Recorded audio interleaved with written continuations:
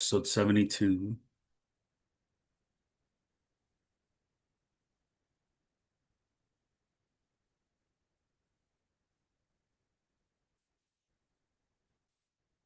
Fifers arriving. 72. Welcome to the Fifers DD991 podcast. I'm Rocky and that's Gilly, and the other members of the podcast are going to join us a little bit later after they take care of their work or other things. But it is episode 72, and we're going to talk about whatever the heck we want to talk about. All right. So, hey, you remember that picture I sent you today about the Birria? Yeah. What if you could you do that with like ostrich or emu? Well, I'm gonna give it a try with ostrich eggs. I know I can, most likely. Because you Uh-huh. seen how when he was out there, when I smoked him, Yeah. sliced them really thin, how they just pulled apart like a good brisket does, right? Yeah. I've done that with the emu rump, right? But it was better when I used like a tapio sauce in there, right? You know, in the crock pot. But it had more of like a pot roast texture to it. I mean, it was still good. Don't get me wrong, but it had more like a pot roast texture. What was more like the pot roast again? The emu rump was. The emu. Yeah. Okay, well, that's like chuck roast, right?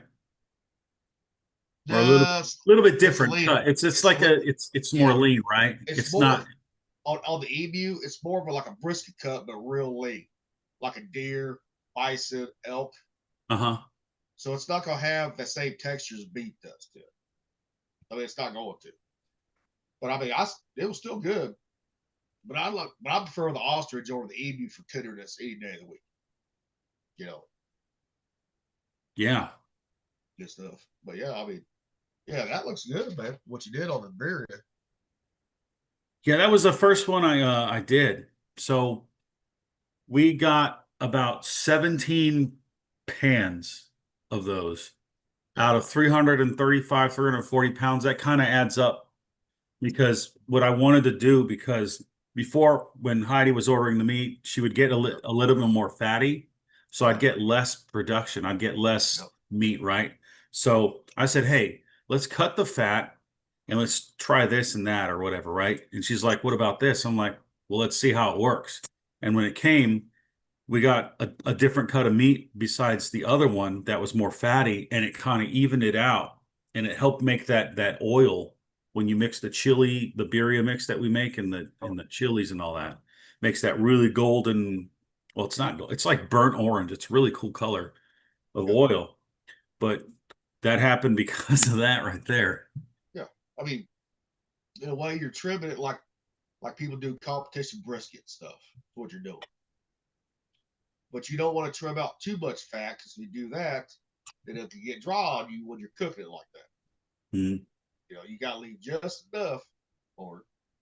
And that's good. That's experiment like that. It really is. Yeah, I mean, I'm interested to see because we gave you the stuff when you do make it. Did she make you a seasoning of our birria stuff, but Yeah. Abigail friendly? Yeah. She did, Yeah. right? Okay. Oh yeah. She's awesome. She had to make it twice because she was so used to using the beef in it, right? Yeah, I yeah. just walked in there, so I've never seen I never used like the door, right? I'm like, what's that one? She was, oh shit. Nick, just so you know, we're live, brother. We'll go ahead and start it. Which shirt you wearing today, bro? What is it? I'm gonna get that one too. Size matters. I think it's funny. I just bought one yesterday, and it says full on freedom and fresh out of fucks. And Yeah, then I've also got the I've also got the other one that says when in doubt, empty the magazine. yeah. Oh, dude. I'm a little quiet. What the fuck you mean, Nick? You mean my voice is? Yeah. Let me see if I can change that. Oh, there we go. I don't know why that fucking setting always fucking changes for some fucking reason sometimes. There you go. Yeah, now I can hear you. I don't know why that motherfucker changes on me. all the fucking time. So The computer does, right? The sound. yeah, yeah. I'm Maybe like, maybe it has a default There we setting or something like that. no, I mean, or it could be because yesterday I was on my fucking after we got off yesterday, I went to my Monday group, right?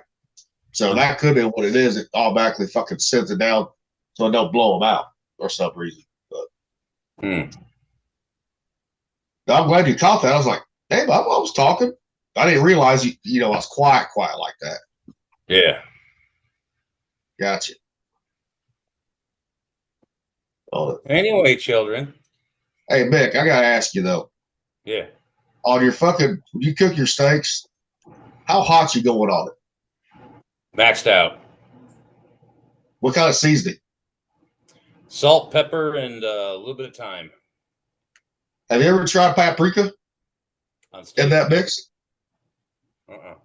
Give that a No, try next time. Give that a try next time. I just grind pink salt on it, then I grind pepper on it, sprinkle on the thyme. I don't mix it. I just put it on in layers and pat it in, and on a grill it goes. What does the paprika do? Can you taste it? Gives it a darker color to it. You know how like you pan sear it right in a pan with some butter? It'll give Yeah. it that good, dark, that deep color to it. Oh, okay. I see what you're saying. See, it's all like you don't have like the ribs and all that, brisket and all that. Well, You see people do it with just salt, pepper, right? They gotta go heavy on the black pepper to get that bark they want, right? no, I Well, do paprika on my ribs. Yeah, paprika gives you that color that you want too. Yeah, it does. I didn't know if you ever tried that or not. But yeah, On ribs, if you like yeah. paprika, you can taste it too if you like it. The On salt, ribs pepper. every time. With my jerky every time, but I don't put it on steak. I'll try that next time. Yeah, try it. See how you like it. Well, Nick, we're gonna have to get you away from a gas grill. Come on now. Yeah, I knew this was coming. No, I mean it's good for searing steaks off, right? But come on, Mick, we gotta get you charcoal going. Come on. I know the flavor ain't quite the same. I know. Kind of like you always give me hell about King of the Hill, right? Last time. Oh God, yeah. Yeah, we're gonna give you King of the Hill for the propane and accessories. Propane and propane accessories. Yep. What I use to cook the birria. I mean, a lot of people do, but those big pots, Yep. they're 100 quarts. We use burner and on the smallest fucking propane bottle that I know of, I can get 3 sessions of cooking out of it. Yep. So it's kind of good that way. Yeah, but you're boiling the meat, so that's a little different than cooking like. Well, I boil it. Yep. I bring it to boiling. I put the stuff in, turn it down a little bit because it's still boiling, right? And I cook it for a while like that. And then at a certain point, we'll look at the meat and touch it and see how it's working because it'll get looser. Yep. And once we know that we can just stick a tong and like split the meat in half, you know what I'm saying?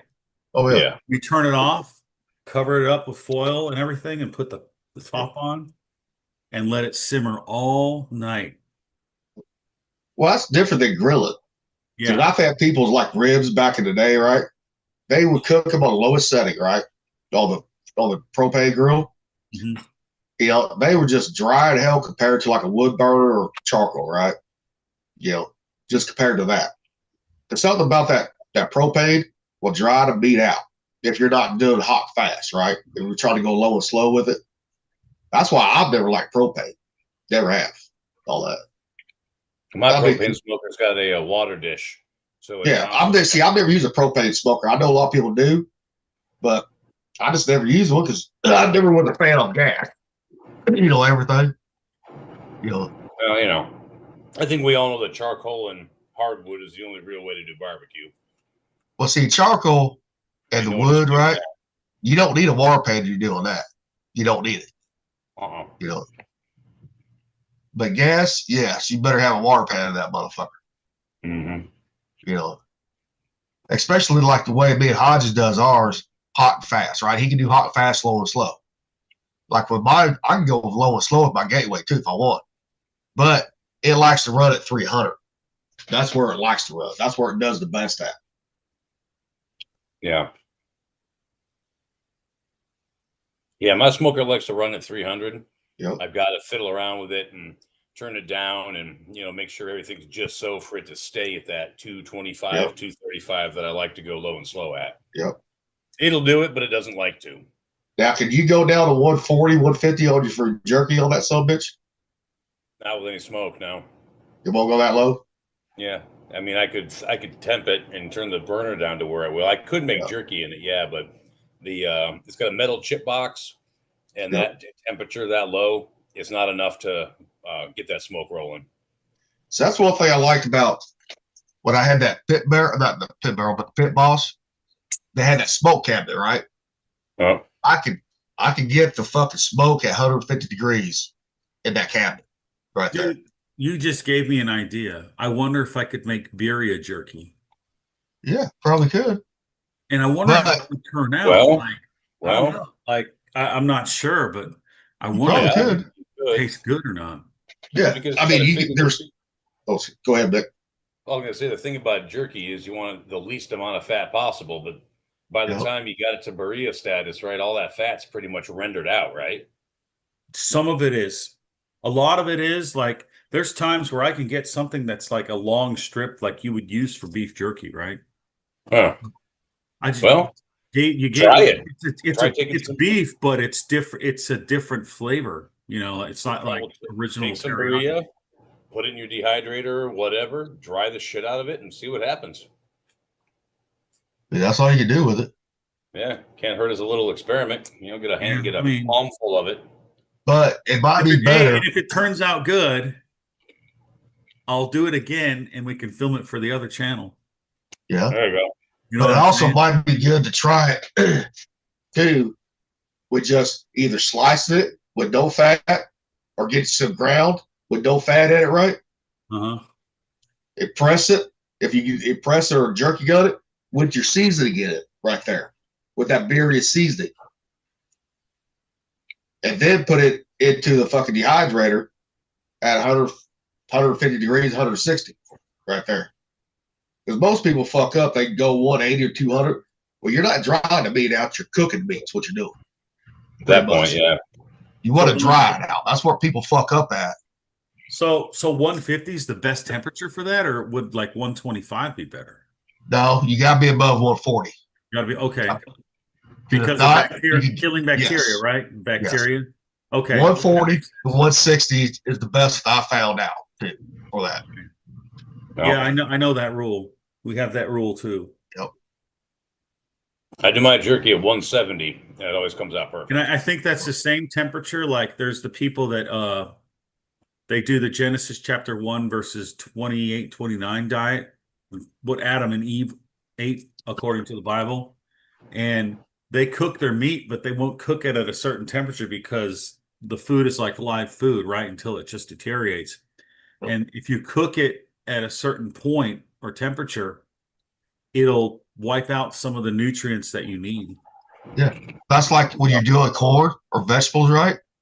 You never boil them because it wipes out all the nutrients in your vegetables when you boil them. Steam them. Steam them or put them on the grill. All right. Oh. That's the only two ways. Or you can eat them raw if you want to.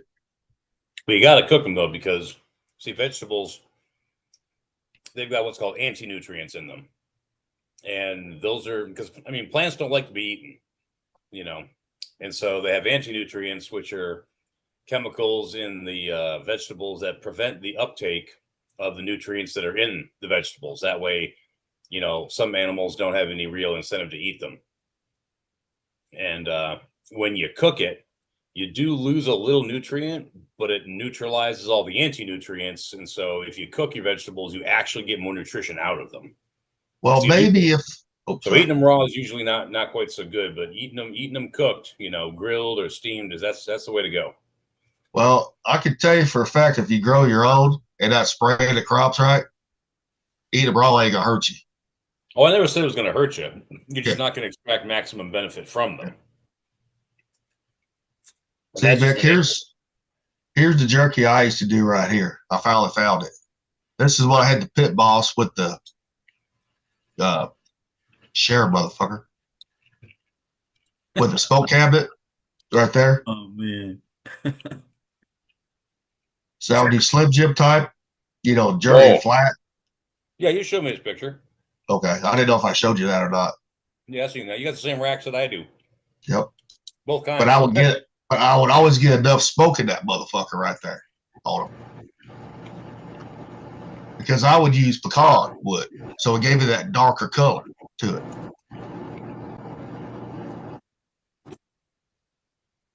Yeah, I've only smoked jerky once, and I did it with applewood. Yep. See, I like pecan for everything because pecan is good all around for everything. Good stuff. I took down that. Sorry, what's up? Did you hear the ding when I dinged us in? And I came in after you, Dingus. Did you hear it? I think I did. What? Okay. I don't know. I thought it might have not worked that time. I thought I did. What? If not, when I ding us out, we'll be okay. So you're saying you're a dingus? No, I might have not done it right for once. It's okay. We all fuck up sometimes, man. Yeah. Look at me. Hey, look at me too there, sailor. Old Mr. Krabs. But yeah, that tree that I took down in the backyard finally, cherry tree. Yep. All right, George Washington. Once that shit's well, no, I did cut it down, but I was allowed to. But once that stuff seasons up, man, it's all the cherry wood chips I'm gonna need for quite a while. I think to debark it, it'll be better smoke if you debark it once it's seasoned. Oh hell, I ain't gonna fucking smoke with bark on it. You kidding me? Well, you'd be surprised how many people do, though. I'll tell you. No, I'm gonna take all the brush, burn it. Anything Yep. medium sized is gonna be smoking chips, and then Yep. anything bigger than that gonna be firewood. And then the main trunk, I'm gonna cut it and make it into an anvil stand because my current anvil stand is too tall. Yeah, I always tell people, I said, if you cut a tree down when it's seasoned, debark the motherfucker. They said, why? I said, because you get better fucking flavor in your wood, in your food, if you don't. Yeah, bark's no good. Not to mention all the little critters and so on, the lichens and the moss that are living in the bark. You don't want that in your food. I mean, my dad, he would always do fresh hickory, right? Green hickory. Green hickory had the bark on it, which is fine. But if you put more than one chunk in there, right, that motherfucker would give it a bitter taste every time. But Dad had to soak his too. If it's seasoned, you don't have to soak. Now the chips you got to, but like a chunk, you don't have to soak chunks if they're debarked. Everything it's seasoned. No, put a block of wood in there, let it go. Yep. Well, that's why I buy mine from Walmart because they already come fucking already seasoned, fucking debarked everything. mm-hmm. Yeah. Yeah, for the sake of convenience, I would too, but hell. Well, what it was is we had a windstorm some months back and it blew the tree halfway down. So you might as well cut the bitch down. Yeah. It leaned about like that, roots out of the ground, but it wasn't quite down yet. So I had to fell the top of it and then hook the limbs, bring them over, chainsaw them so they fell on our side of the property and all that stuff. So, long as I had to do it anyway. Might as well. I started laughing. You said, I had to come along that bitch. I did. I did. But it came down okay. Oh, yeah. Be some good burning wood for the fall over the fire pit. Yep. Now, if you got the right setup for your fire pit, you can do some live fire cooking on that motherfucker too. Point of fact, when I moved in here, it came with a big, what do you call that? When they take, it's a grate, but like where they almost like they cut it and then pull it apart. You know what I mean? Yeah. You know what I'm talking about? Oh, yeah. Yeah, well, it came with a grate of that stuff over the fire pit. So I do actually have a grate I could cook on that thing with. There you go. Can't beat that. Yeah. No, I wish I just had enough room for a big old fire pit, right? Then I would have this set up for live fire cooking. Yeah.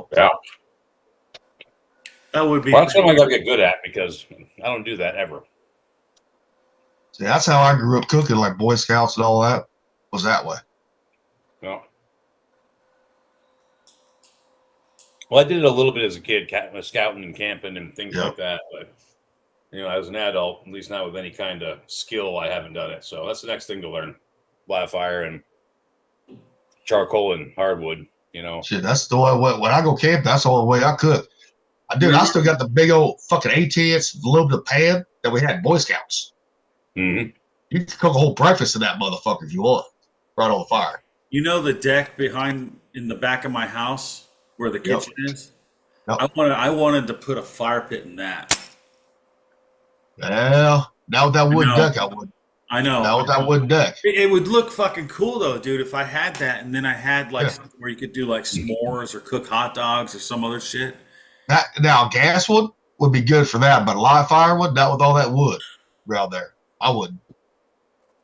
I'm not gonna do that. Especially that close to your house, too, even though your house is brick, right? It's a brick House is brick, the roof is not. house. Exactly. It's mighty, letting it all hang out. All hang It's out. a brick house. I'm sorry. I love that song. That's a hilarious song. Have you Now, if heard you Rob tore Zombie's that- version? Huh? I said, have you heard Rob Zombie's version? No. No. I just know the Commodores. No, Rob Zombie did it too, and it's actually pretty damn good. I'm going to have to look that one up. Is it a metal version? Kind of, yeah.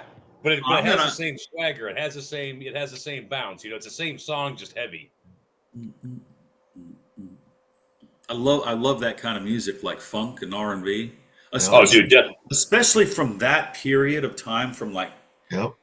the late 50s, mid 50s to like the 70s, like maybe to like 1980, maybe 83. And man, they had some of the best music and the best musicians I've ever heard. Like when you I know was that song on Predator when they're coming in with the chopper, Long Tall Sally? yeah, Yeah, Little I Richard. got that one. Yeah, Little Richie, I got that one in my collection. I play that in the car all the damn time. dude, I play the classic soul channel or station from Apple Music, dude. They have that, and they have a classic rock one, right, where they Uh-huh. play like Led Zeppelin and Joe Walsh and the Eagles and stuff like that, and the Who, and then the other ones, all the classic R&B, like the Temptations, the Four Tops, the Isley Brothers. you know. Back when R&B was R&B. Yeah, back when it was back. See, that was when music was really good. I love the Everly know, Brothers. And I'm almost jealous of my mom and dad because they grew up when that music came out. They were teenagers when that music came out, right? So, I mean, imagine like you're hearing a Beatles song in 1966 or some shit like that. Or in 1970, you're hearing Jimi Hendrix play music. Or, whatever. Or like The Doors or something like that. That would be cool. I listen to that stuff nowadays, but imagine being there and actually hearing it live back in the day. I got my kids saying the same shit about the stuff I grew up with. What, like Metallica and shit like that?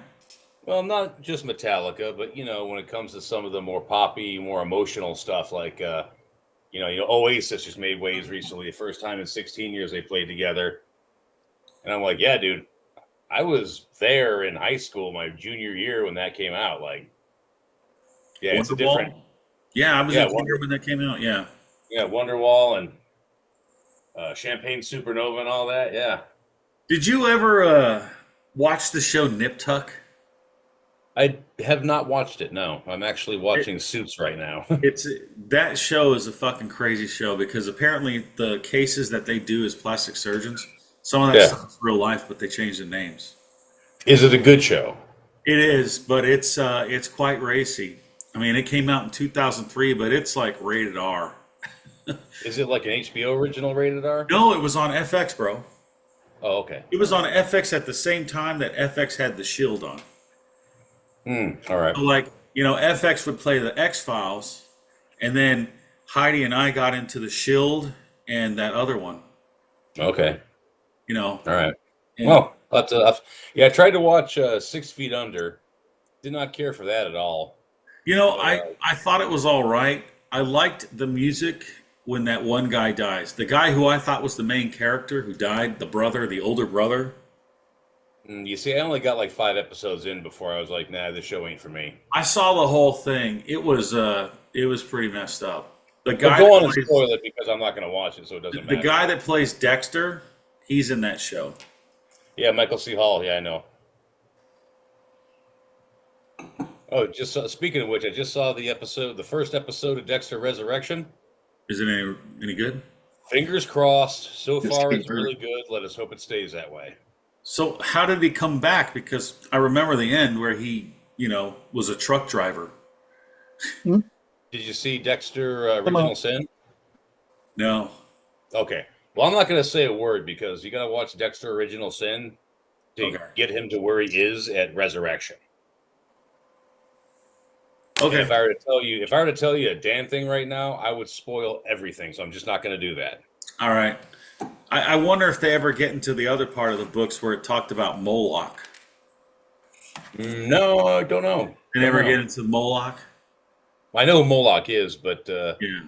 if they did mention it, it was only in passing. I don't recall. It wasn't a significant plot point, that's for sure. Yeah. Okay.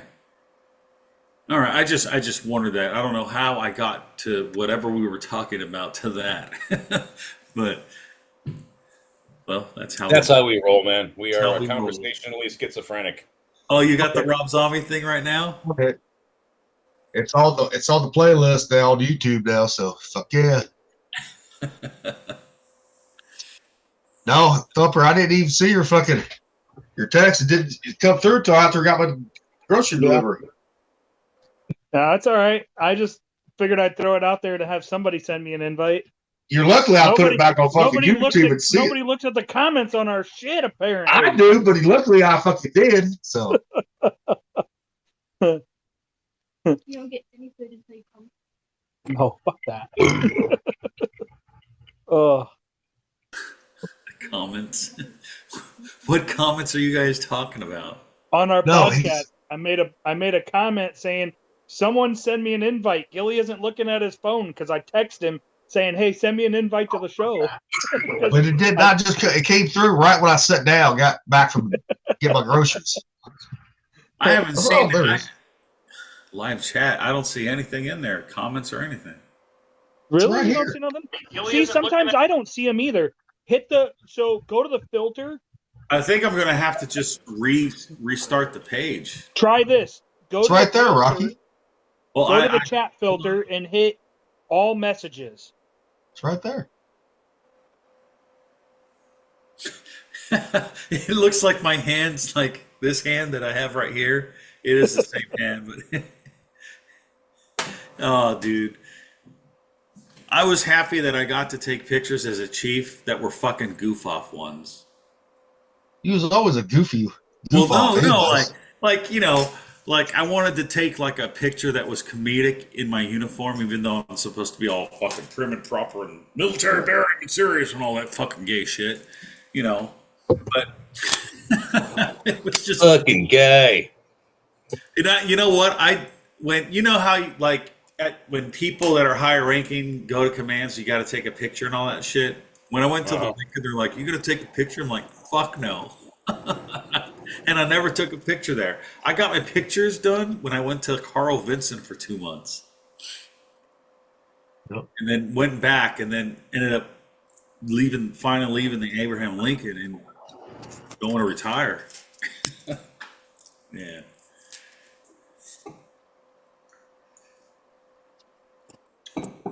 All right. Just lay your ass Oh. down, motherfucker. You talking to your dog again? Yeah, he's pacing back and forth. I'm like, lay your fucking ass down. But did he hear something that makes him think it's dinner time? He knows what time it is, so he thinks it's dinner time at 4:00. He does that every My day. dog knows too. Uh-huh. Dinner time's at 4:45. Run time is at 5. All he wants to do is eat, go out, shit, come back, lay on the couch. That's all he wants. Dude, Not that's Annabelle, man. that's a She needs simple to- life. That's the simple life right I'm there. telling you, he's the laziest lab I ever fucking had.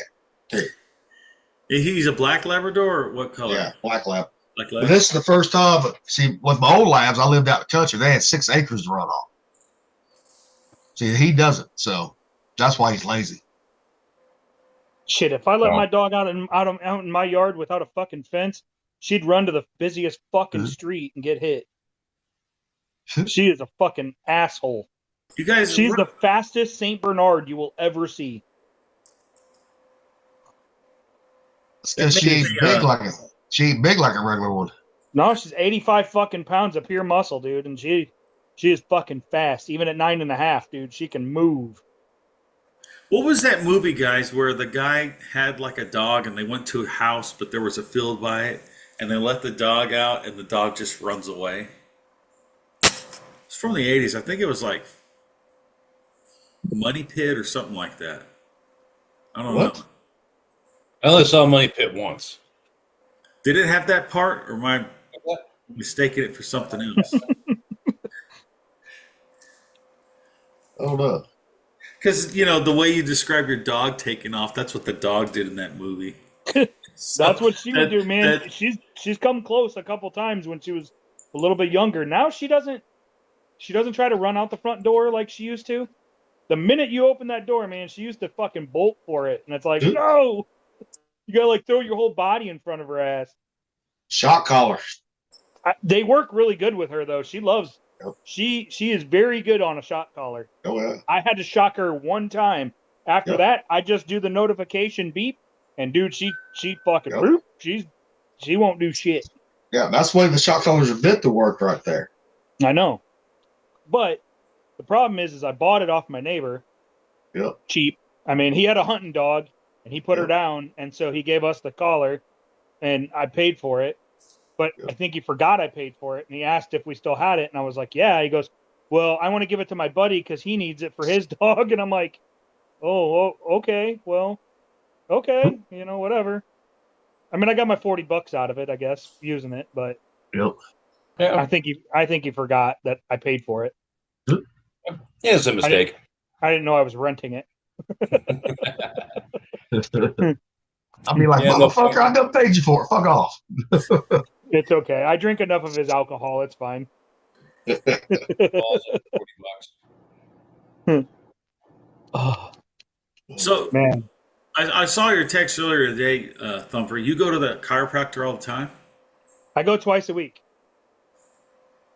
Yeah. How does it help? How does it help? Because I think it probably helps. I don't know. Oh, It yeah, does. absolutely it does. So basically like oh, I never noticed that. What the hell? Sorry. Squirrel. Fucking Palmer College, the home of the birthplace of chiropractics is in my city. Uh-huh. And they give, if you're 100%, you and all your dependents get adjusted and everything for free. That's awesome. And they do x-rays for free, they do rehab for free, they do kinesiology, they do like muscle work on you, and then adjustments. Everything's free. It's fucking nice. And so like my son goes once a week, well, once every other week because I have him every other week. And then I go twice a week. And it helps greatly. Like it's an immense it's an immense help to my body. It helps my spine, it helps my joints, it helps all that. Helps with migraines. It's just not helping right now with my fucking shoulder and my pinched nerve in my neck. How So the hell did that happen, dude? muscle Dude, that- spasm or something. Dude, you can get a pinched nerve anywhere in your body. I You know. know, Yeah. just bend it down and get one. So You it's pinched up here in my neck, and it's just affecting my whole fucking Yeah. left arm, my upper left chest, my back. Yep. It's I just took a muscle relaxer, and they just upped my fucking steroids, almost tripled my dosage on my steroids. Dang, man. Yeah, to get the Awesome. inflammation down. Rocky, I'm telling you, that C6, C7 area, you do not want to pinch nerve in that area. Yeah, I mean, well, dude, I pinched the nerve in Fucking my sucks. back in 2003 when I was in Yeah. Cedar Beach. And I lived like that for a fucking year. It was a fucking night, dude. I had to tie my boots because I didn't have the zip-on boots. You know how they have the zip-on combat boots Yeah. now?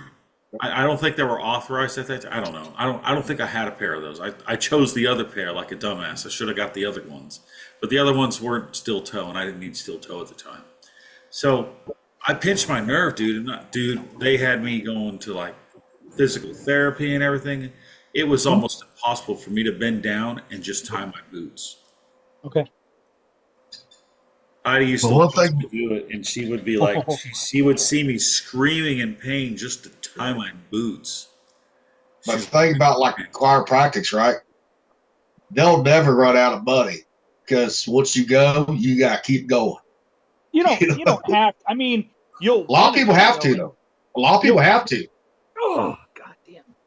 You know You what I don't don't want to. get? It's like how like your bones are aligned, and then why do they get disaligned all the time? Your Well, posture is one. They'll pop out for sure. Yeah. You You know, know. posture, lifted heavy like you try to do, Rocky. That's At your not age. how I hurt myself. Well, I know, but I'm telling you, that can do it at your age too. I know, but dude, the fucking leg pressing 900 pounds is fucking cool. I was like, It man, may be I think cool, I could but- do 1,000. You know, I wanted to But be you're like too old. Batman. But you're too old for that shit. I'm here to tell you, brother. I'm Don't Batman. listen to Gilly's bullshit, Rocky. You're never too old. I'm Shit. Batman. Motherfucker, I hurt my joints in the high school powerlifting. So, on this one, I know what I'm talking about on this one. That's one of the reasons my neck's so fucked up when I was squatting all damn time. You know, because I was only weighing 170 pounds, squatting 750. I was never meant to lift that much weight with my body frame. Never. You know, at high school, after every game, after every practice, I had to go get my right arm, my right elbow, popped back in by a chiro. All that shit. After every practice, every game. That sucks, dude. Because even doctors said, you got to quit powerlifting. I'm like, no, I ain't going to quit because I like doing it because I want to hit that 400 mark. On bench And you press. weren't allowed to wrap up? Rapid sometimes can make everything weaker too. Can. If you leave the wraps on, like you see people wearing the knee braces all the time, right? Well, no, I mean, you don't wear them for training. You wear them for the meet. You know, you wrap up for the meet. That way, the one big lift, you're supported. You can still fuck them up with that too. Can. You know, just because you look at how many those world strongest athletes, right? Like the ones that are retired now. Look how Yeah. much their fucking joints hurt. Yeah, Yeah. you know, That's bad. and those guys rap all the fucking time too. There's a pro football player. He's still alive, and he I think he went on the news and says, "I can barely fucking move." Yeah. Was it? I don't know. Was that Joe Montana that said that? No, not him. Steve Young? No, I don't know if it was a quarterback or like a wide receiver or a linebacker or something like I that. think it's a lineman you're talking about. A lineman. But he was like a really good lineman. Like whatever he Yeah. was one of the Linebacker or lineman, yeah. Yeah. Those guys, I mean, and I always tell young kids when I was at the Y all the time, right? Guys going to live for football, Uh-huh. you know, they're trying to fucking bench press all this weight. I said, you don't need that. You need fucking high reps, low weight. I said, you still get the strength from that. The endurance is Good what you point. need, not the initial strength. You know, like people think got a power lift, right? You don't need that to get bigger or anything. Hell, I got bigger, just fucking more muscle added versus powerlifting versus low weight, high reps. I had a hell lot more muscle doing that than I ever did powerlifting, you know, mass wise. Uh-huh. And I had the same diet I did back in the day too. You know, that's where a lot of people fuck up at. You know, in my opinion, on that. Yeah, Because it's hard even- to say what really. It's hard to say what really works because there's guys like Tom Platz, and he was all about that volume game. You know, he'd do legs, Yep. he'd do 50 rep marathons on the squat rack, and then he'd ride his bike 5 miles home, and Yep. he'd have the biggest quads anyone's ever freaking seen.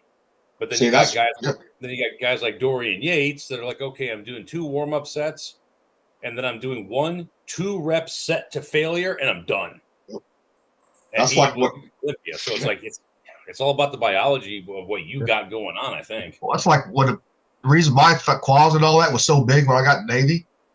I would in high school, started my freshman year before I got my license. I would ride my bike to the high school 5 miles one way, right, from my house every fucking day. Lift weights, they ride back every day. All that shit. You know, and that you're right. The bike does get your fucking quads big and all that. Yeah, we got a guy who rides like 10 miles to work in the summertime when the weather's nice. So he's one of them. He's one of them bike guys. He's got the spandex. The The spoon helmet, just like, scooped this up. Yeah, Does but he, he's does got he does he ride the bike normally or like the other kind of bike where the guy's sitting back and then he's just pedaling like that? no, it's a normal like 21 speed or whatever they use nowadays. It's a normal like street bike. I was But when he wondering. comes- no, it's a normal bike. But when he comes to clock in the morning and his fucking his thighs are all engorged, the dude's got to weigh maybe 160 pounds. He's not a very big guy, but his thighs are like that. Uh huh. You I know? was just thinking, like, does the guy ride the bike that Squidward rides? That what rides? Squidward. Who? Squidward from fucking SpongeBob, dude. Oh, I never watched SpongeBob. Oh, dude, like, they said when they made Squidward, the voice actor that plays him, he Yeah. rides a bike like that, where it's like that one where you sit down weird and it's almost like you're reclining and you're going like They that. called a recumbent bike. I don't know, but that's what he There's some weird rides. name So they made Squidward ride a bike like that. So I've seen some people ride a bike like that, and I mean it looks. Oh no, I've seen them about too. They're fucking ridiculous. But yeah, bikers, like, one of my most favorite memes is the one where it's that guy in a car and he hit all those bikers and bikers are flying up in the air and shit. Like it's like move, bitch, get out the way. I saw that one, but the caption said, "My way, get the fuck out of it." Yeah, because like I hate it when they hog the road like that. Oh, I know. Did you ever see? You saw Super Troopers, right? Yeah. Oh yeah. They're meeting up in the cafe, and he's got a helmet and glasses and spandex on, and she's got on all leather with big hair. He's like, "Oh, biker." Two different types. I actually did a bike patrol school when I was an MA. I was a bike medic. I actually did events on a bicycle with medic shit in bags. What, at like fairs or something? Yeah, like different events around here, like the Big 7, which is a huge race that's actually getting ready to happen. Oh no, it already happened, I think. Fuck, I don't remember. Anyways, they have bike medics all staged all around the course because it's one of the hardest fucking races in the US. Because you got to go up this fucking huge hill. And yeah, it's fucking crazy. You ever want to test yourself? It's only 7 miles, but it's a fucking hard 7 miles. Even the Kenyans have problems with it. Jeez. And they're used to running from fucking lions and shit. Damn. Hey Rocky, I'm gonna show you a picture before I had to stop lifting weights. This is how big this is me at my heaviest at 220 pounds right there. This stuff. That was right before I had All right. Yeah, you're pretty yoked, man. that's how big I was at 220, was still wearing size 34, right before I had to stop lifting weights a few months. Before I found out before the burn kicked in. And you already had Affigel before that? No, this was in June. Uh-huh. They're thinking I got Affigel sometime in August or September of 2017. Damn. That sucks, bro. Yeah. But I mean, I was going to the gym fucking 4 days a week after that, you know. Uh-huh. And you know, when people say you don't know, because they look at me now, they're like, you don't know what the fuck you're talking about. I show pictures like that, they're like, oh shit. I'm like, yeah. You know. I remember you lifted weights in the fucking weight room on the Fife, dude. I mean, See if I know we talked about that weight room before, though. I wish we I'm had gonna see if I pictures of can that share weight my room. screen real quick. Hang on. You Hang know. on here. Screen. What are you trying to do? Hang on. I'm gonna see if I can share my screen with you. Okay. I was gonna show you a picture of the race, just so you had an idea of why they had medics. I don't know. It came up with a bunch of shit. Well, see, and I'd always tell people, like, they ask me how come I always did the bike, right? On the uphill, right? You know, on different levels. I said, because that's going to get you more fucking cardio and work your legs more than running will. It's hell lot easier on your fucking ankles and your joints, too, I'm telling you. You know, even the elliptical would hurt my fucking knees, you know, ankles. The elliptical would. Man, those things are supposed to be pretty smooth too. Not supposed to impact the joints at all. Yep. Yeah, I mean the ellipticals that I use, I mean, I don't have a But problem. I already had bad knees anyways from catching, squatting all the way in high school, too. Yeah, So, yeah, I know. Yeah, that makes sense. you know, Yeah, I got a high school friend, man. He's a cop in Atlanta right now, and he's always been a big son of a bitch. And back in school, you know, he did football, did wrestling, did lacrosse. After that, he did a couple of enlistments in the army. Yep. And then he went and he was in combat. You know, he's in Fallujah and all that. And then he came back to the States and got out and became a cop. But Yep. a couple of years ago, man, he had both hips replaced because Yeah. just a lifetime of lifting heavy and hitting people and running and rucking and all that shit, man. And this is a big dude. This dude's like probably 240 with a flat stomach big. Yeah. And even a guy his size, man, it was just Is he too like much. 6'7" or something? No, he's probably 6 feet tall, maybe 6'1". So he's Yeah, like, he's yoked. He's just structurally just a big motherfucker. But Yeah. you know, 20 years of just fucking bang, bang, bang, bang, bang on his joints all the damn time, and even a big guy like that, he'll take you out. Yeah, it will too. Now I'm gonna show you the picture. I don't know if y'all see this one. This is right after I went from 220 when I got sick. It went from 220 to 162. The doctor couldn't figure out why. You'll see how much muscle I lost right there on it. That's when I started getting the flabby arms and shit. Damn, dude, that's quite the downgrade. Yeah. You know. But when you get sick like that, doctors can't figure out why. That takes a box. You lose a lot of muscle. You Now, lose was that almost all Alpha that Gal muscle. before you knew? Was that Alpha Gal before you knew what it was? No, this was fucking back in 2021 What or happened? Back then? 2022. Early 2022. so did they ever figure out what it was? No. They tested me for everything they could, right? Everything came back negative. So did they call it Gillies disease? Nope. I'm not But- thinking after you. But then I started getting my strength back, right? So I got my appetite back and all that. It just one of those things. Did they test for like a parasite? Yes. Uh-huh. I'm thinking like, Here's It's a hell of a here's tapeworm. what Brett wanted to share right there. That race. That's just part of the Crap. course. That's just part of the course. That's like Yep. a small portion of the people. wow. Yep. That hill is huge. Yep. And it's full. Like Yep. there's thousands and tens of thousands of people that run that race. So you get people that get stampeded then, don't they? Dude, you get everything. People that are completely just wiped, no electrolytes left in their body, just heart attacks. I mean, you name it. It's people from all over the world to come to race this. And it's like one of the hardest races in the US, but it's only 7 miles. You get I've these never even marathoners. heard of that thing. I've never even heard of that thing before, dude. You want to hear something funny? Bix is named after Bix Beiderbecke, who was a famous trumpet player from my city.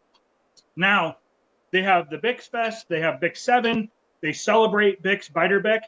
He was a convicted sex offender. He was the Jared of his day, huh? A long, long time ago. So Bix Beiderbecke, give you kind of an idea. I don't remember when he was, hang on here. Beider, Beiderbecke. He was born March 10th, 1903, and he died in 1931. Young man. He was born in Davenport. He died in New York. He was young, and he was a great pianist and trumpet player. But He was a convicted sex offender. And everybody celebrates this fucking guy. It's weird. And like the apartment that he lived in was literally, I mean, obviously he wasn't alive, but it's a coincidence that it was on the same property as the police department today. They demolished that apartment when they remodeled the police department, and it's part of the property. Kind of interesting. Poetic. Yeah. That's just straight up bizarre and weird too. But if you look at the like Big 7 and stuff like that, if you look up that's one of the big draws to the Quad Cities here, Davenport. So you have the John Deere Classic, which is golfing, PGA Tour. That's a big one. You have the Big 7. You have a bunch of different things throughout the summer. The air show is one of our air show actually was rated in the top 5 in the nation for private air shows. Not military ran, but private air shows, like private funding, owned, and everything. We were in the top 5 with Oshkosh, even, which is kind of crazy. Our air show has sucked for the last probably 7 or 8 years, but we've had 3 major crashes at ours with deaths. We had a Harrier, the pilot for the Harrier, the Marine, he was from here. His parents were here. After the air show, he took off and crashed and died. We used to have air races, and one of the planes, the wing broke, and it went down and crashed. And then there was a year, I think I was in Afghanistan, another plane crashed at our air show. It's been kind of a rough go, but it's been almost 30 years, I think, maybe longer. We've had an air show. Used to be huge, though. But yeah, that's one of the draws. I worked the air show. I worked the Mississippi Valley Fair, which is the second largest fair in the state of Iowa, next to the state fair, one of the oldest state fairs. I've worked the Bix. I mean, all the big events. A lot of times you're on a bike, though. He just walked off. Yeah, I gotta get food. I'm eating, man. I gotta get more food. It's just funny. When I'm watching you, like, it's so funny, dude, because you're just like blah blah blah blah blah blah, and then I can't hear what you said because you were talking in that direction and it never came back. You know what I mean? I'm all over. I know. Like whenever your dad would be yelling at you, and then your dad would run when he had to go do something, and so he'd like be yelling at you as he's walking into the next room. Yeah, and he continues yelling at you as he comes back. But it's like you can't hear some of it because it's like, you know, the sound just doesn't travel that well. Yeah. So like the air show, I would be actually in a bus. I'd have a rig, but everything else I had a bike. It was kind of fun. We have Ragbri that comes through here. That's a race that it's a bicycle race across the state of Iowa. And when they get into town, we're always standing by on bikes for stuff too. When I was a medic. Oh shit! We're on the wrong. No, we're not. No, we're not. We're on the wrong what? I thought for a minute it went to the wrong YouTube channel for a minute. You thought it was the galley? Yeah. I was like, nope, we're good. So, No, because I'm watching it. 991. I don't know. That's hilarious. hey, I had to make sure though. So Harvey sheet. like, fuck, I done fucked up again. Fuck. So That's a learning for now that you. we're talking about food again, Oh boy. I want to see if you can make the ostrich look like the Birria beef picture that I showed you. It might not look exactly like that, but I could probably get close with ostrich. Okay. So what I want to do someday is I'll just have to put it in the crock pot. So what I have to do, I'll just have to put it in the crock pot. I want to get the ostrich and I want to try and make birria out of it. Yeah. Like with Dude, you can order it straight from fucking Amber Hills right there. They got it. Yeah, It'll ship right from North Carolina, right there, because I think the farm's about 4 hours from you, so it'll ship right to your house. Yeah, I was thinking about that. I mean, get it, try it. I'm interested in trying to do it just to see what it looks like. But if you ain't gonna be, but you're not gonna be able to fucking sell it at that price point. You're not gonna be able to because the cost is it's not feasible. Nobody would want to pay it. Yeah. Yeah, I know. I know. Unless they had AlphaGo. Yeah, I know. true. Yes, I know. that's true. But Damn it. Now, I but- moved my arm. now Missouri, that could probably be a business here in Missouri. But after North Carolina, it's not big like it is here in Missouri. And Tennessee, too, certain parts of Tennessee, Mhm. you know, and the East Coast, you know. Yeah, get it and try it, man. You know, Oh, I So- do. And then you know what? When I do, I'll let you know, dude. And I'll Yeah, send I'm you a a- picture or whatever. And hey, I'm if it a- turns out really well and the channel's doing good or whatever, Yeah. I could put a video on it on that for that. yeah, see, I'm gonna get it next time I get the steaks. I am gonna put in fucking put in the crock pot, but and do it that way. Pot roasted, huh? So I just did a search to see what Yeah. states have the highest population of AlphaGo.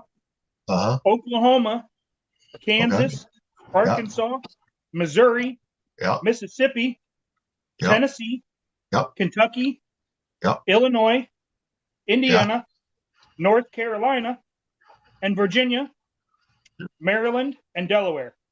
Okay.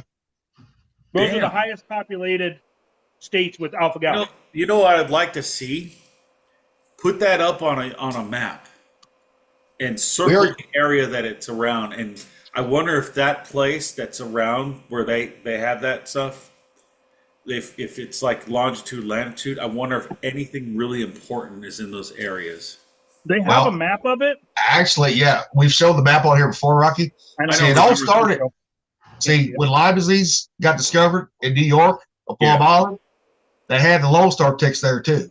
It started on the East Coast and worked its way to the Midwest. From Plum Island, right? Which is also the Montauk Project, right? Yes. Yeah. And that same research facility now is in Kansas, where Fort O'Reilly's at, Manhattan, Kansas, where it's at. You know, they say Maybe- that the Montauk experiment stuff that we really haven't talked about it before because I don't know too much about it yet, but I know it's interesting. That's what Stranger Things is based off of. Yep. Rocky, here's the map right here Okay. on it. Bring up the 2025 map. Type I in can only AlphaGo bring- map. This only brought up to 2024. I brought up the 20. I have the 2025 up. Shit, wrong one.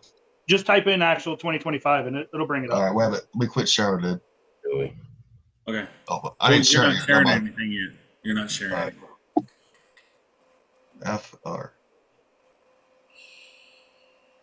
Gill map. But it shows it everywhere. From the East Coast, Midwest, South, all the way to Washington State.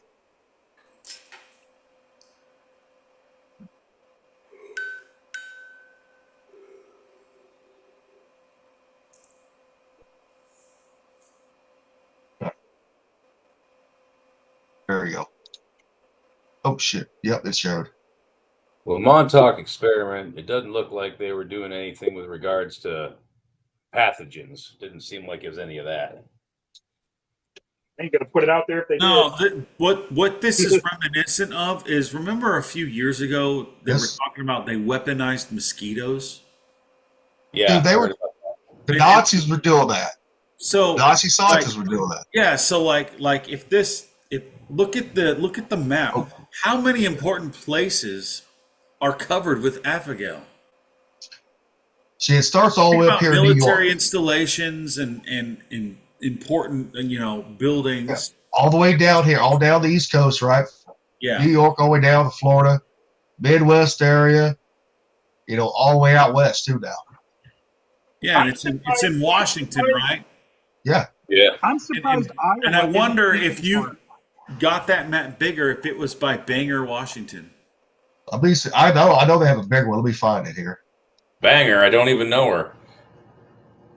I'm just thinking out loud. I'm thinking out loud because we have two places on the east and west coast that are pretty important when it comes to shit like that. Yeah, it's hard to say, man. There's a lot of important military bases everywhere. I know. All right.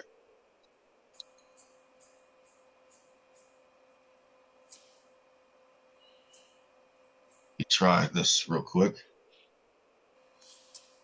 Yeah, I'd All never heard about the Montauk Project until I looked it up just now.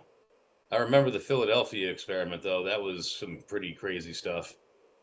Whether you, That was whether the you one believe where it. they were trying to do invisibility and they ended up time traveling or some shit like that. I can't The remember. ship, yeah. right, we found a different one. That ain't the one I want. Yeah, that was some crazy reading if you ever want to read about that.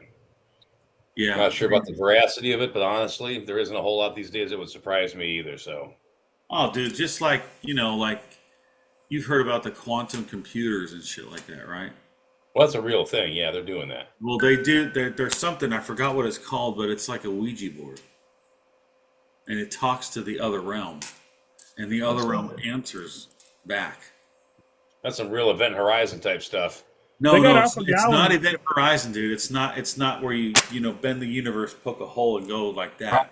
Here you go. Something different. This show's right here by fucking Bremerton, Bangor, Everett, right there. Gee, what did I? And it looks like it's in California too. Yep, California. Like San Diego. Yep, down here. Yeah. What about San Diego? What about Camp Pendleton? Yep. Okay, what about Seal Beach or anything in Long Beach? Up Yep. a little bit It's north. right there. Yeah. Naval Yeah. weapons. Okay, and then they got 32nd Street down there too, right in San Diego. Yep. Yep. Look at the Midwest area, man. Yeah, there's Texas too. Fort Florida. Leonard Wood. There's Fort Leonard Wood. And it's Dude, down they in got Mexico. And Australia has it too. It's worldwide. It ain't just here. It's world fucking In wide. Australia too. So that's Yeah. what I was going to tell you guys. Hey, so looking at the world map, Yep. basically every country that we are allies with, except for Has Canada, because Brazil has it, Panama has it, UK has it, Norway has it, Germany, Belgium, France, Spain, the Ivory Coast, South Africa, Australia, Japan, Korea, Italy, Switzerland, and Sweden. They all have reported cases. Gee, Most of NATO. Most of NATO. does that seem like that's an accident? No, they did that on purpose, Or, man. yeah, like None. I'm looking at it, and I've never seen that map before. I know None in I showed- none in China, none in Russia. Nope. You know, like customs. and they'll try to say, "Oh, Russia's too cold and stuff."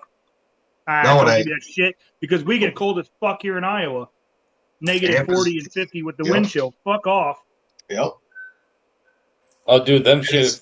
Those ticks fucking love it in upstate New York, man. We got them everywhere. Well, and it's even in North Carolina, North Dakota, and South Dakota too. Yep. So Really? they can't use the temperature as a fucking problem. What They are in cannot. those states that are important strategically? What, the Air Force Dakotas? bases. What else is Bases? out there? There's a lot. You got I think silos? there's some silos out there and Yeah. some shit like that, right? Oh, dude, there's silos fucking everywhere. That's Shit, 20, shit. Missouri's got 30 all. seconds to They're all get crossed I-70 going through Missouri. The silos are. Yeah, so I mean, like, Yep. and you have this whole bug thing there, right? All these bugs are there, and people get it there, and they're not normal compared to like what we know as normal people eating beef and stuff like that. It's like a strategic weapon to wipe people out to make it less people fighting back. Well, and also too, the military. When people got it in the military, right? Yeah, They medical discharged them right away. I've never seen anyone have it before. Like I never They did. even heard of this thing until my buddy Caleb from the pizza Yeah. truck that's no longer around. That pizza was so fucking good. It was like pizza from Italy, dude, wood oven and everything. Anyways, he got it, but he loved our tacos, and he couldn't have beef, but he could eat the birria chicken tacos. Yeah. And it had the oil on it and everything, and that was cooked. Yeah, but some people can handle cross contamination. Some people can't too. You know, It just depends on the it condition. affects everybody's body differently. It really does. Have they conducted like, okay, this is level 1, level 2, level 3, level 4, level 5? All they do is they take your blood test, right? Mhm. They break it down. They see if you have alpha gal, right? They have a test for that. Uh-huh. And then they'll break it down to individual like pork, beef, all that, Uh-huh. and see where your levels are at. Well, like Gilly said, some people can't even have sugar, like white sugar. Yeah. Because it fucks them up. I mean, I can. I don't react to sugar. Some people do. Phil. But like when it comes to the fumes, right? I think a lot of fuckers, their anxiety is lying to them. Their anxiety gets kicked in, right? And their anxiety is lying to them. You know, I mean, not always the case, but you know, some people when they first get diagnosed, their anxiety's out the fucking roof. It really is. You know, but I was like that when I first got it. I thought I was having an attack, and I didn't eat nothing. Mom and Dad was cooking bacon, right? Yeah. Then I stepped outside. I'm like, no, it's not that. It's my anxiety going. It feed me false information to my fucking head. Yeah, I do. I had to deal with anxiety at Washington Navy Yard, dude. Yeah. Just the fucking people that I had to fucking work with there, especially the DONs, the Department of Navy police officers or whatever. Yeah. Man, the way that they were set up, the way those things are going out there, you could not trust them to do anything right. Yeah. Like I had, you know how you run drills, like in the MA world, we would run drills, right? And it's always going to be, what are the two most common terrorist attacks in the world? What are Yeah, what are they? bombs? And what else? Bombs how? though? Bombs how? VBID.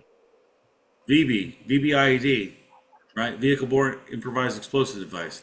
So we had something like that for a drill, right? And we have the DONs doing this fucking drill. And they go and search the car. And they don't search the car right, trying to check for a bomb or requesting an MWD or anything like that, right? To sniff out and see if there's a fucking explosive there.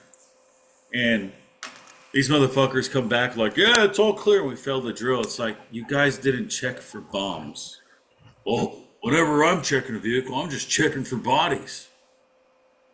I'm like, motherfucker, you just failed, you stupid fuck. Like, that's the kind of people that I had working with me, right? And then I had police officers that were like 400 fucking pounds.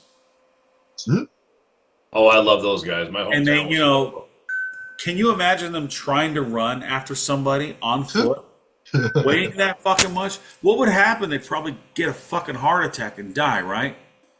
So I Or had to get be- winded, or they'll get winded.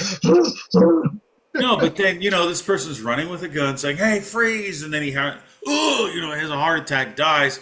The gun drops. The fucking suspect runs back and gets the gun and then starts shooting motherfuckers. That's what I was worried about, right? Because it could fucking happen. It's happened in other fucking places. And I'm like, okay, this place just had an active shooter incident in 2013, right? Which happened at the NAVC building, which is this huge building, dude. And they have like a memorial to it and everything like that. So I'm like, when I get there, the setup there is like pre 9/11. And I guess at that time, security was pretty lax, right? They weren't worried like they are now when things changed. And so I'm like, how is it 2017 and we're set up like this? That shit was stupid. That shit was fucking stupid, dude. And like, because okay, those guys are DONs. You know, they don't work they're not part of the Navy like I am. So if something goes wrong, who are they going to blame? Are they going to blame those idiots that are civilians that will never take accountability for anything? Or will they blame this guy? Yeah, they'll blame me. And I was like, this is fucking retarded. So we had to fix all that shit. It took a year, but we did it. But after that, man, my nerves were shot because I had many days where I was waking up at 4 a.m. and going home at like 12 to sleep like 1 or 2 hours and get up and then go back to work to fix that shit. Man, you can't live like that. Yeah, it was terrible. Force Really protection pissed is me always off was- something. What really pissed me off is when I went through the FEP there, right? I was the training chief, the training officer for security. And I had civilians that were supposed to fucking put shit right in the records, right? They had training records with, you know, when you got your OC pepper spray, your gun quals, baton quals, any other quals to stand certain watch stations, like watch commander or whatever, right? And they completely screwed everything over and didn't put the stuff in the right way. And it's like 9 o'clock at night and we're getting ready to go home. But I go back into the training office and I look at records and I'm like, okay, that's messed up, right? Because they have directions. They have directions on how you do this shit. And they didn't even follow the fucking directions. And I looked at a bunch of records. I'm like, motherfucker, these motherfuckers didn't do shit right. So they heard me, the SECO heard me scream like that in my first classes and the second class. They were my training guys in the LPO, the ops LPO, right? And they ran back there like, what's wrong, chief? I'm like, this shit fucking right here. This needs to get fixed right fucking now. Like, okay, we'll do it. And they did it, right? And they did it before it was time to finalize whatever we had to send as a message or information, right? We got it done like 2 minutes before that. Had we not got that done, we would have failed. That was stressful. And that was nothing compared to like being at war.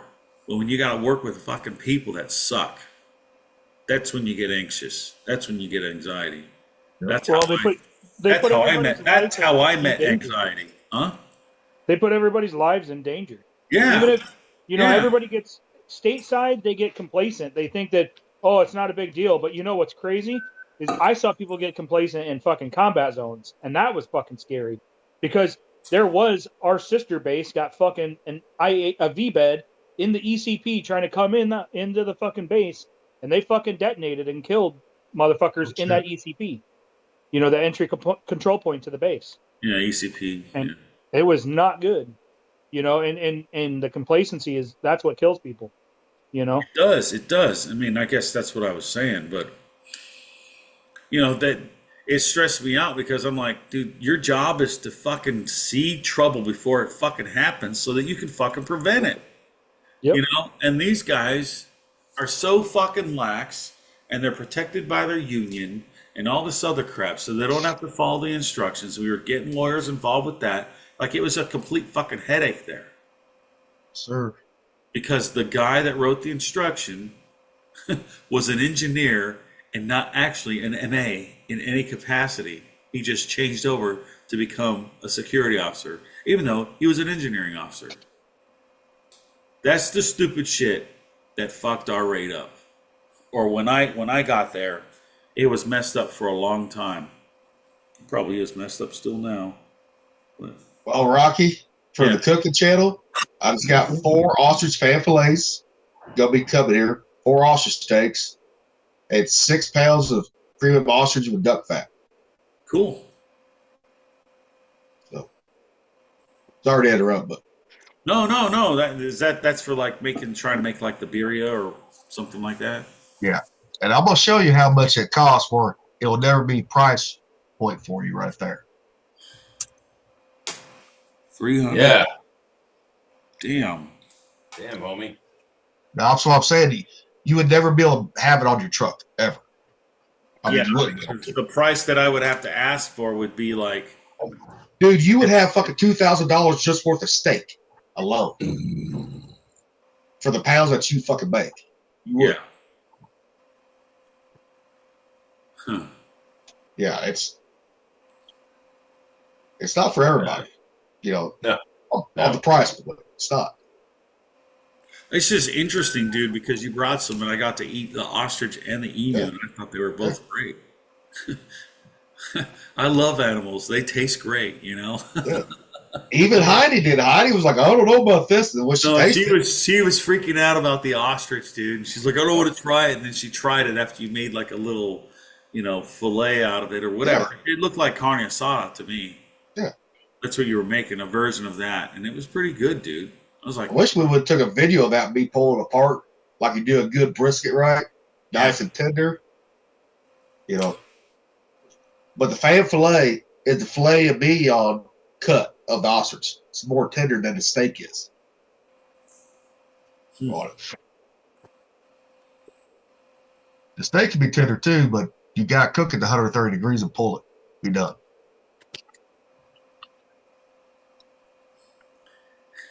I'm looking at myself in the thing, and I'm looking at the hand doing this. I'm trying to get it right. Well, you watching yourself? No, I'm looking at all you guys, and then I'm looking at the hand. And I'm like, let's see if I can match it. I don't know. It's fucking silly, dude. It's silly. Man, I just wish I could get the fucking ostrich eggs or emu eggs. Dude, I want to see how big they are and how, like, you said that the ostrich egg is equivalent to what? A dozen eggs? More than that, it's like 2 dozen. It's like Two- 18 pack to 2 dozen. Yeah, 1 egg is. And an emu I heard egg they don't is taste so good. I heard they do taste good, but I've never tried one, so I can't say yes or no on that one. So Okay. okay, Interesting. I can't. You Well, I know, think we now, talked about this before. An ostrich egg is a potential ostrich. They're not going to waste that on eating the egg. no, they're not going to. You know, unless you know someone has a farm that does sell them, because some people probably do sell them, just not very many. You know. Huh. Yeah, you have to ask around a bit, I'm sure. Yep. Now, if I still had the 6 acres, I'd have me a fucking ostrich, some ostrich. I would too. But then I'd have to have a have a donkey out there for protection that night from the predators. Wonder how much an ostrich is, to get an ostrich chick. I don't know. Probably But- pretty expensive. But the fencing would cost you an arm and a leg too, because it's pretty much like deer fencing on the deer farms. Yeah, they can jump. Well, Yeah. Yep. That stuff. And of course, you they're- got to worry about they're if you ever dumb take fucking the notion to animals. fight, you're probably going to lose. Huh? Well, then you got to worry about if the ostrich takes the notion to fighting, you're probably going to lose. That's when you carry a fucking machete with you or your fucking rifle or pistol with you. All right, motherfucker. Dude, you're dead or not. Fuck you. You know. Oh, But some of the worst animals I've been around is fucking llamas. Yeah, they're ornery. Oh hell yeah! I dated a girl one time, not too far from here. This has been years ago. She had llamas, and those motherfuckers liked her. They hated me. I was like, God damn, son of a bitch! They fucking biting me, spit at me. I was like, okay, motherfucker. He bit me. I bit him back on his ear. Motherfucker, that one did not bite me ever again. Once I bit his fucking ear. You bit his ear. Well, that's what you do with horses too. I'm telling you. If a horse reaches around and bites you, right? When you ride him, you bite his fucking ear. That horse will never bite you again, either. My brother-in-law does that with his dogs. When Yeah. his dogs are puppies, if they take a snip at him one too many times, he'll get the ear and clamp Yeah. down on it. They don't bite no more. I've done that with my dogs too. Yeah, bite them back. Yeah, absolutely. Show them how it feels like. Well, okay, motherfucker. Mm-hmm. Oh. You want to put teeth on me? Okay. Because with horses, beat them upside the head does not work. You got to bite their ear because the ears are sensitive. Man, your heads are too hard, man. You break Yep. your hand trying to hit a fucking horse in the head. Well, I know I've done that too. I thought I did break my head when I punched a horse for biting me. And my uncle's like, bite the motherfucker back. Show him who's boss. And I did. I said, okay, that's the way to do it. No. You have to because they're a little more solid than you are. Oh, yeah.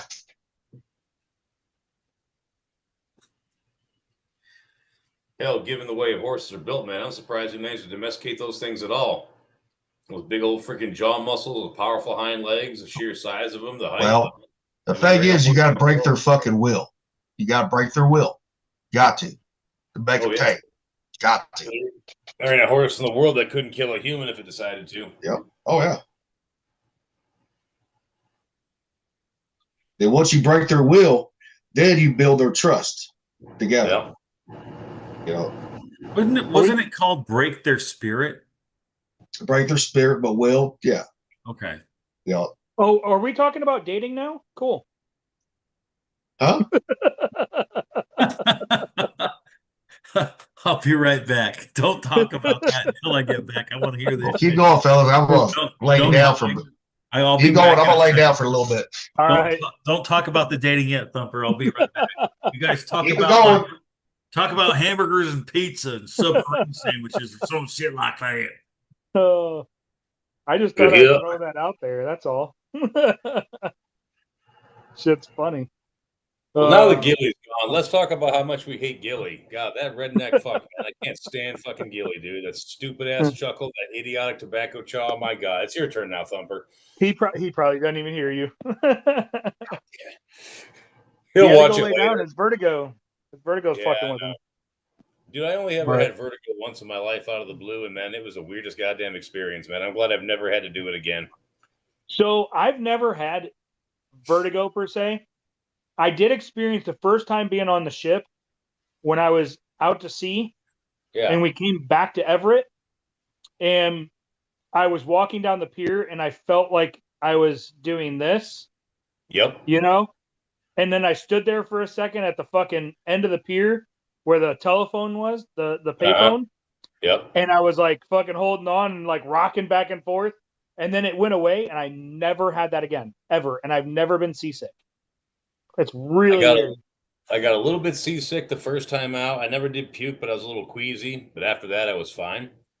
But it wasn't until like 2005, I want to say. I've been an auto mechanic, and I was up under the dashboard of a car, and I was on the passenger side replacing the blower motor for the AC unit. Yeah. And just like any other time I've done it, no big deal. You know, up underneath it, unbolted it, unplugged the wiring, pulled it down, reeled out, got up, and inside my head, I was still upside down. And it didn't go away. I've never experienced that. I mean, you don't want I've had my It's- bell rung from IEDs and shit, and that fucking sucks. Because then you're fucking all disoriented, you know. And it's Well, not sure. just that, but you can't fucking hear. Your balance is completely off. Like that's a weird feeling too. Like, But at least you know why, because you got your bell rung. You can say, okay, because of this, therefore this. yeah, but When at the you time I didn't know I didn't even know what it was. You know, you don't like it's really weird how long it actually takes you to be like, holy fuck, that was an IED. You know? But your body is already reacting and you're already like doing what you're supposed to be doing. It's just your Right. mind is not there yet. And Right. it's really weird because like your body goes into autopilot and it just starts doing shit and it's fucking crazy. You know? That's the reason why man, when you got a UFC fight, you know, somebody gets knocked out, you see the ref, you know, push the guy away and then cover. Yeah. And then if the guy comes up to see if he's all right, you know, the other fighter, he pushes him away. Because a lot of the time, like you said, you go into autopilot, and part of what the ref is doing is keeping the guy who's been knocked out from getting up and continuing the fight because he doesn't know it's over yet. Yeah, yeah. He's His still brain hasn't caught up he's still yet. too scrambled to know what's going on. Yep, his brain hasn't caught up yet. And that's the thing, man, is like it's so weird. Like I've done that so many times and like I finally start to come around and I'm already doing shit and I'm like, what the fuck? Like that was fucking crazy. Like, yeah, it's nuts. It does not feel right I'm sure it doesn't.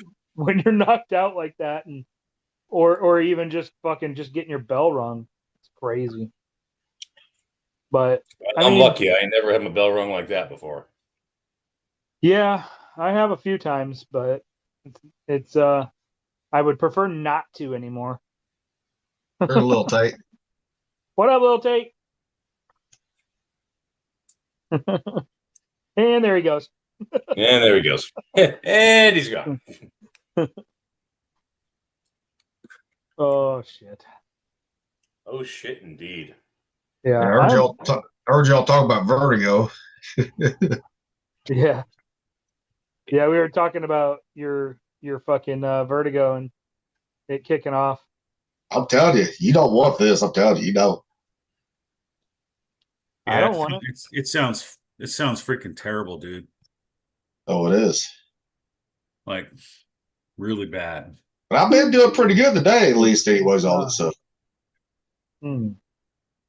It's crazy, like how like a sound will set it off, or a certain motion will, huh? Sound, motions, fucking vibrations, fucking. Good vibrations. My ready to crack me a fucking beer is what I'm about ready to do. I have you go. that muscle relaxer, and I'm starting to feel it. Oh, I bet. Just don't drink no beer with that muscle relaxer. Don't fucking tell me what to do. he'll be passed out fucking right there in the chair if he does. It'll be that meme of hey, I needed you to do this, and it's Will Ferrell opening this up saying, I'm not doing it. I've only ever had a muscle relaxer one time. My dad gave me one like 20 years ago for whatever reason. I think I pulled something at work or something. He's like, here, take a muscle relaxer. Weirdest feeling ever, dude, because it felt like my body was drunk, but my brain was sober. It was a fucked up feeling, man. My head's completely clear, but I'm like all like uncoordinated and bumping into shit. It's like, I don't like this. I'd rather just be in pain. That's Yeah. what it did to me. Yeah, I don't like it. So, like, when I hurt my back in 2003, when I was Yeah. at Seal Beach, I hurt my back, right? I don't know how I hurt it either. They gave me Flexerol because I was getting like muscle spasms in my back. Mm-hmm. It was like it was like paralyzing like that, dude. But it would just knock me out. It'd make me feel like that, and then that shit would just knock me out. Just knock me unconscious. Yeah, it's definitely a strong one that they gave me. It's pretty awesome. I mean, I still hurt, but you know, it sucks, but it is what it is. Like I think it'll help after a few of them, you know, like not like all at once, but You got a little pet dispenser? dude, that would be fucking cool. It's Gonna like give me pop that my pills from a Pez dispenser. give me that fucking injector, you know, when you're in the fucking hospital, the little red button. I'm just gonna keep just gonna keep hitting it, you know. Yeah. Yeah. Once again, something I thankfully never had to use. Pez Uh-oh. dispenser. He's trying the beer out with it. Oh shit. It makes me think of the Pez dispenser, dude. You know the joke about the Pez dispensers, right? Yeah. That had to do with O.J. Simpson. Yep. Nicole Kidman. What was her name? His wife and Ron Goldman. Nicole Brown. Nicole Brown, right? Some people were joking around that their heads were cut off and they look like Pez dispensers.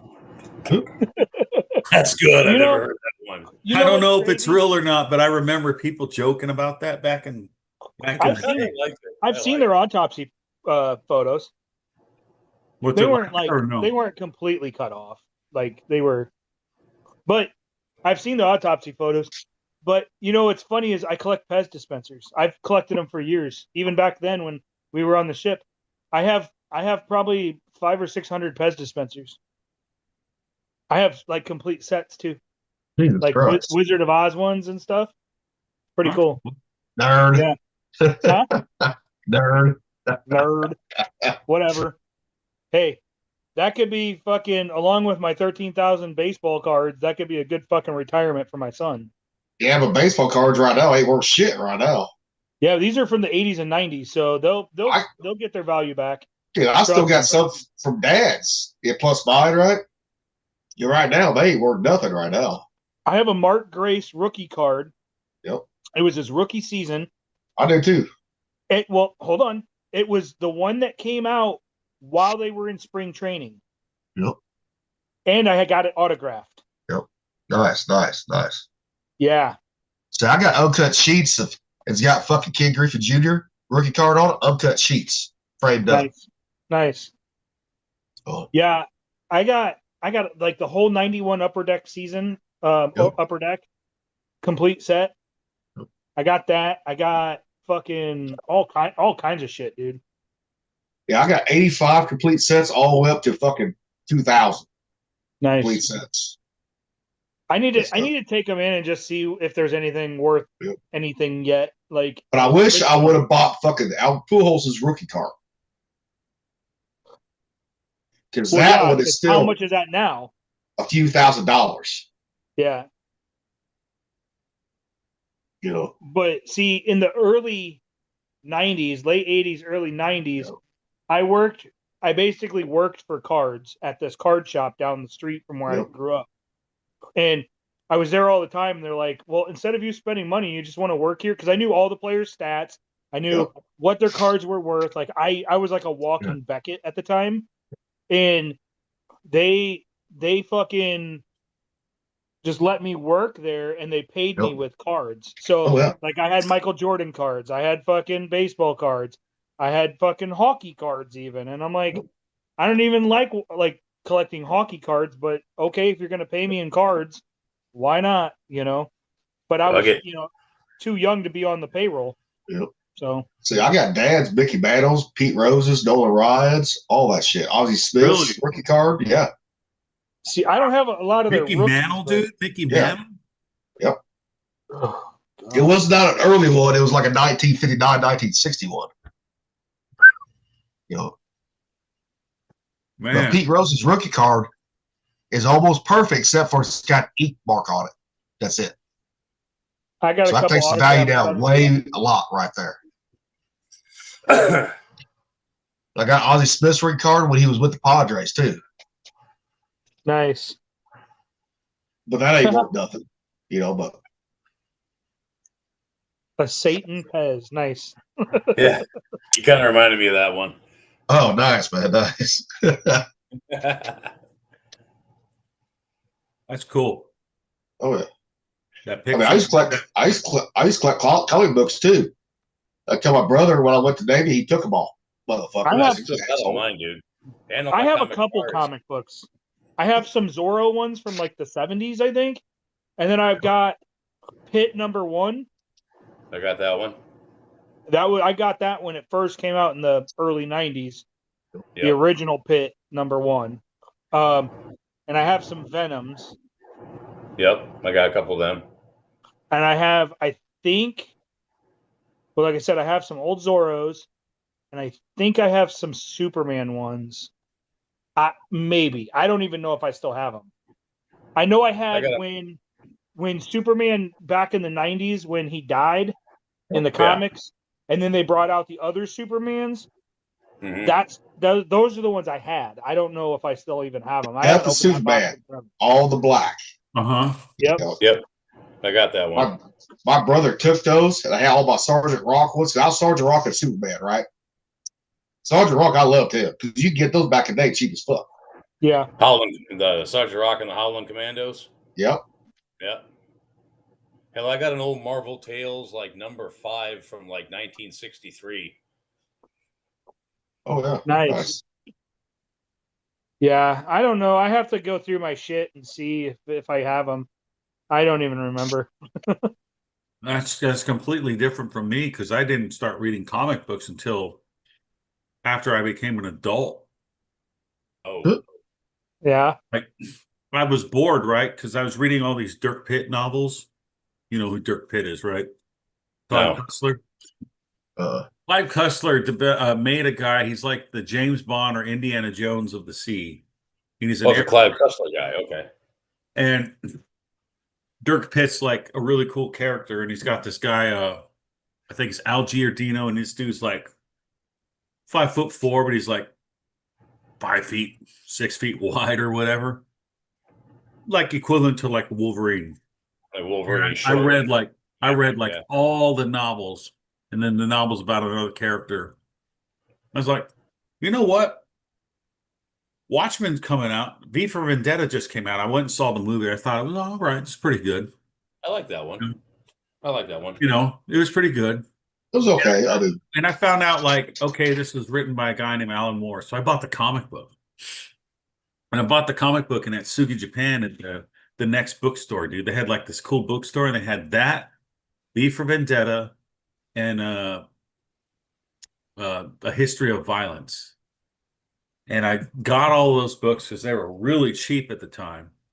and I read them all. I was like, man, comic books are pretty cool, man. It's different, right? Because like it's like the author will give the comic book drawer, this is what's going on, this is the mood, and this is the how the people feel in this thing. And he'll do his best to draw art to make people look like that. But in a normal book, they'll just describe everybody, right? But they give you a picture you can see. So I started reading them.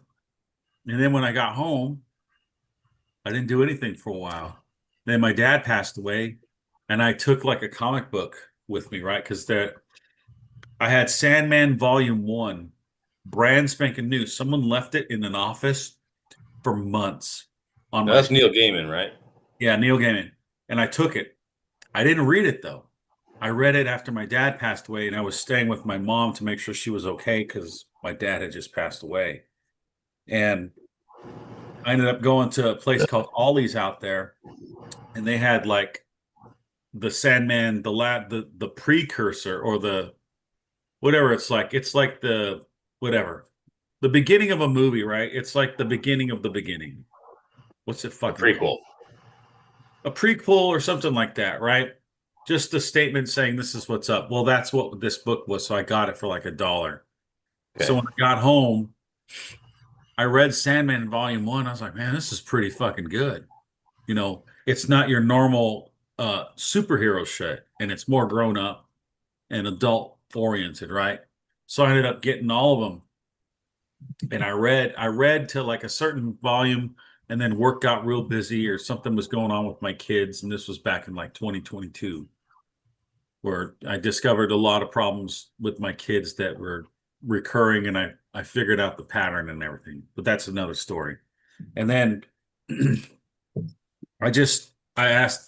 was like, hey Heidi, check this out, dude. Because I always wondered if they had like a comic book Bible. Like a comic book, but it's the Bible, right? But it's got Right. blood and guts and shit like that. Blood, guts, and gore like it would be in real life, right? And they had one like that. So my wife got it for me. I was like, holy shit, she just bought me this shit. I'm like, cool. I was like, hey, can I get this one? She's like, sure. Can I get this one? Sure. So I ended up getting that massive comic book collection. Like I have a picture of it, right? And sometimes I put it behind me. Yeah. That's not even up to date now. I have a lot more stuff, but that's how I started reading comics. I started reading comics because I couldn't watch TV no more. Well, I Everything just got this. Everything they had on TV was just like some stupid political thing that just annoyed the fucking shit out of me. I just recently got this guy. Oh, Oh, dude, nice. Ghost Rider? Which Nice. one's that one? The second series with Mark Teixeira drawing it. Dude, you know which one I want to check out? It's called Cosmic Ghost Rider. I've heard of it. And it's Frank Castle, the Punisher, becomes a Ghost Rider. What? And I think he works for like Thanos or something like that. That's bizarre, man. Yeah, but it looks fucking interesting. It does. It does. Ghost Rider's a weird I think it character. shows the Punisher like he has the skull, but his head's fire, Because in that comic book right there, Ghost Rider's doing his thing, and the Punisher comes after him. And the Punisher was a little disappointed that there wasn't a whole hell of a lot he could do to him. And then there was a one-off called Hearts of Darkness, and it was Wolverine, Ghost Rider, and Punisher. And it was a small graphic novel, again a one-off story. And it was those three going up against the son of Mephisto, a guy named Blackheart. Oh, yeah. And seeing Ghost Rider and Punisher and Wolverine all working together was interesting because of their differing philosophies and personalities and such. Wouldn't that be the Midnight Suns? No, that was a different storyline. I have all those too. But Midnight Suns was something different. That was the female demon Lilith who brought in all of the demons from the other region, and it was Ghost Rider, Morbius, Johnny Blaze, because after Dan Ketch started being Ghost Rider, Johnny Blaze, he got a bike, he got a Hellfire powered shotgun, And so he was kind of Ghost Rider light. He still had some pretty good destructive abilities, but he wasn't quite as powerful as the old, GR. But yeah, it was a really good storyline. Yeah, I do want to check out Ghost Rider, dude. I think it's kind of cool. I love Ghost Rider, man. Oh yeah, I love it. Oh yeah. Like I watched that one Marvel show on Hulu, and it had the Caretaker in it, like the Caretaker's in the Ghost Rider movie, Sam Elliott's character. Yeah. But it's a completely different guy, and they don't have the Ghost Rider anywhere. But these people are like the sons of the. It's fuck, what's his name? His sister's called Satana. They're like the kids of Satan or something like that. Well, Blackheart was one of them. You're not talking about Zarathos, are you? No, he's a comic book character. Not so a son of Mephisto? Yeah. I must have missed I that don't one.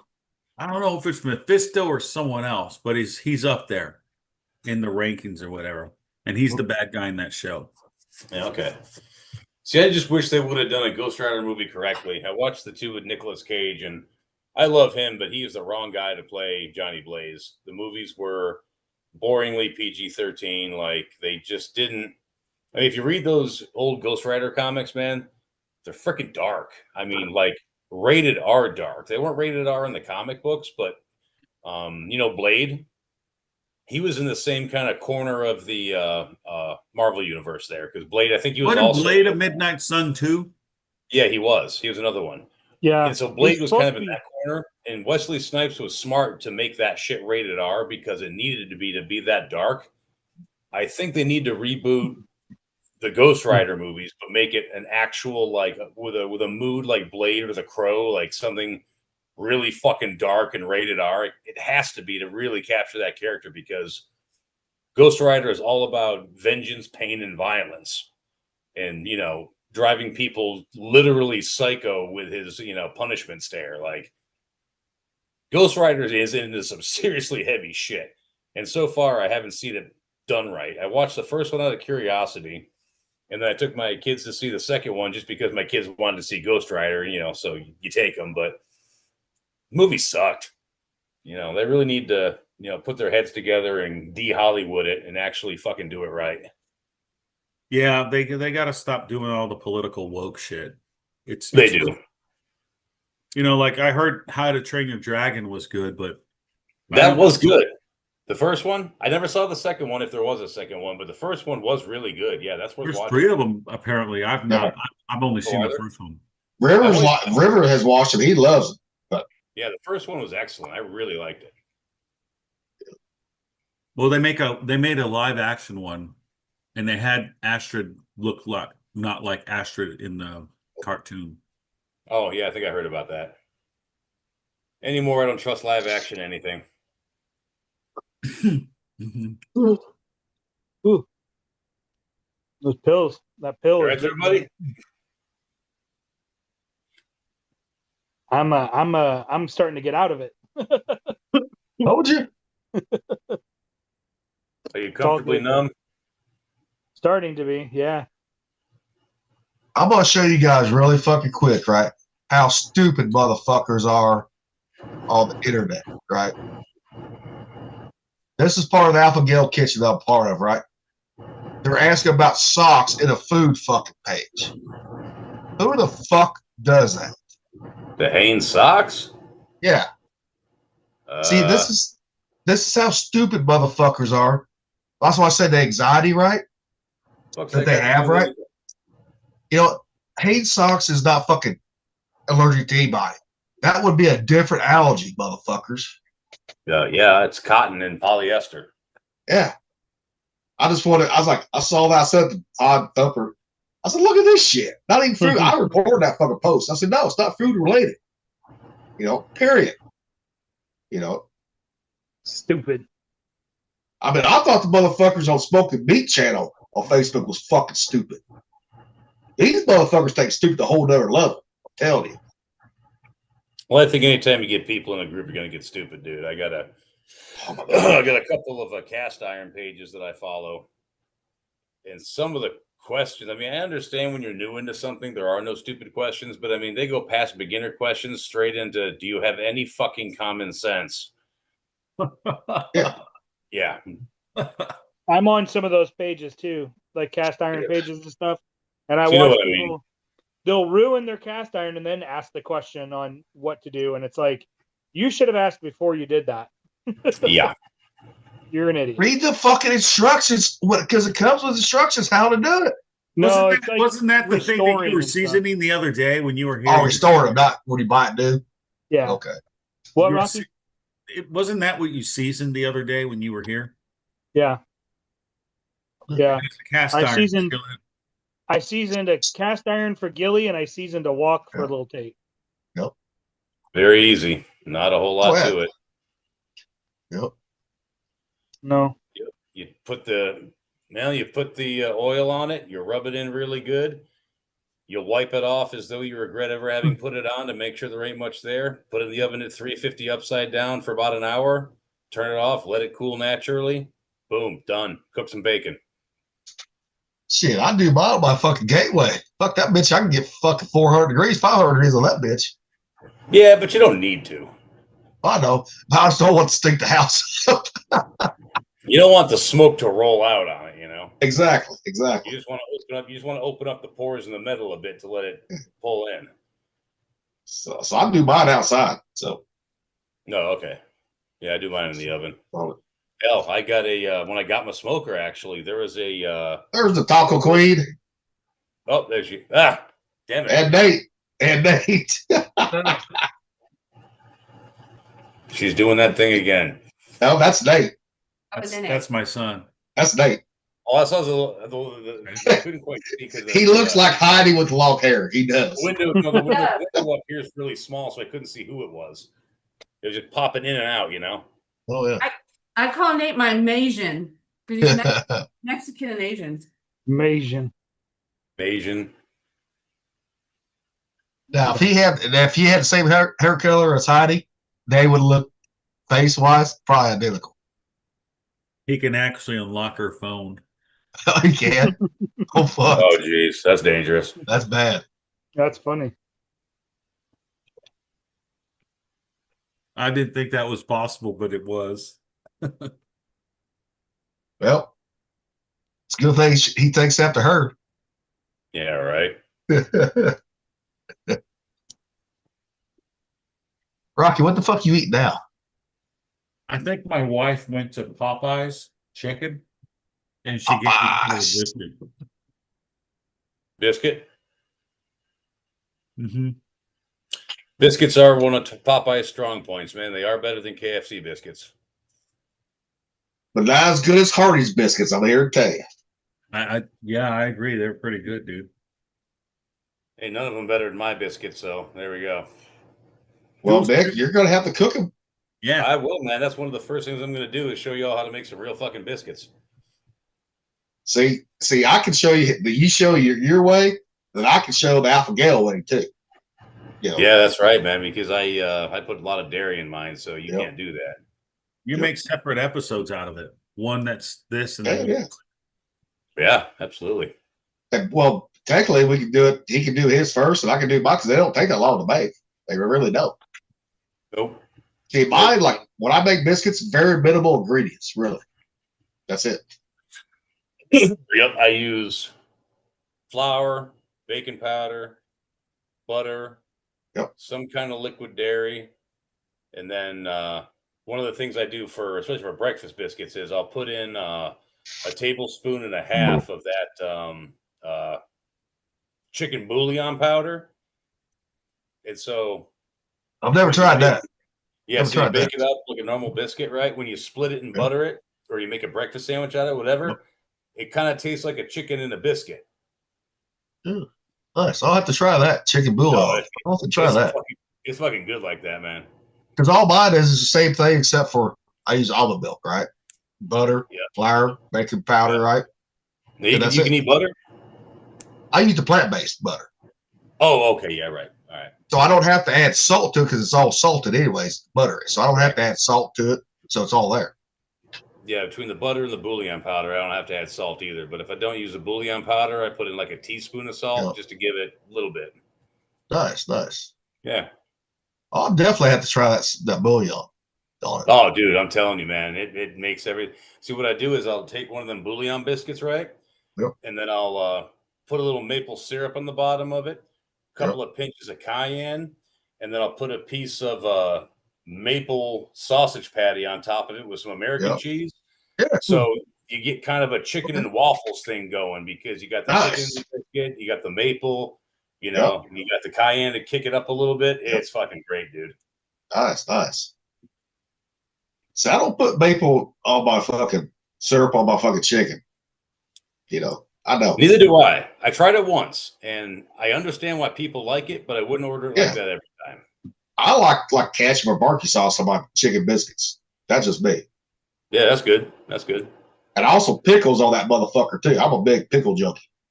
You know what's funny, dude? I do not like pickles at all, but whenever I eat a chicken sandwich, no, I don't like them. But I do agree though, with that particular sandwich, you do need those pickles, man, for whatever reason. For the acid. For that acid. Yeah, because it's all so rich, you know. Yeah. But you know what's fucked up? Growing up, I would not eat a pickle growing up. I would not. It wasn't until I was in the Navy that I started liking pickles. You see, I never got to where I liked them. I just get to where I tolerate them. You know, if they're there, I'll eat it, and it doesn't bother me. I just rather they weren't there. I was like that with ranch dressing, dude.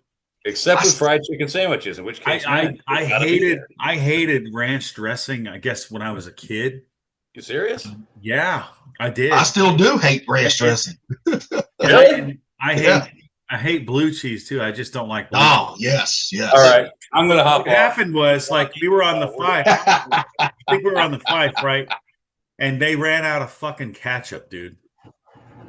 And all they had because of Gilly was like fucking ranch. So I was like, okay, well, I guess I'll fucking try ranch now. And this is like, I think it's like the year 2000, you know, right before we went on deployment or something like that. Actually, no, that was on deployment.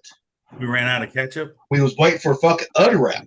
Oh, with everything. Okay, that's when it happened then. That was because I used is when we ran out of ketchup, I started using the French dressing to put on everything.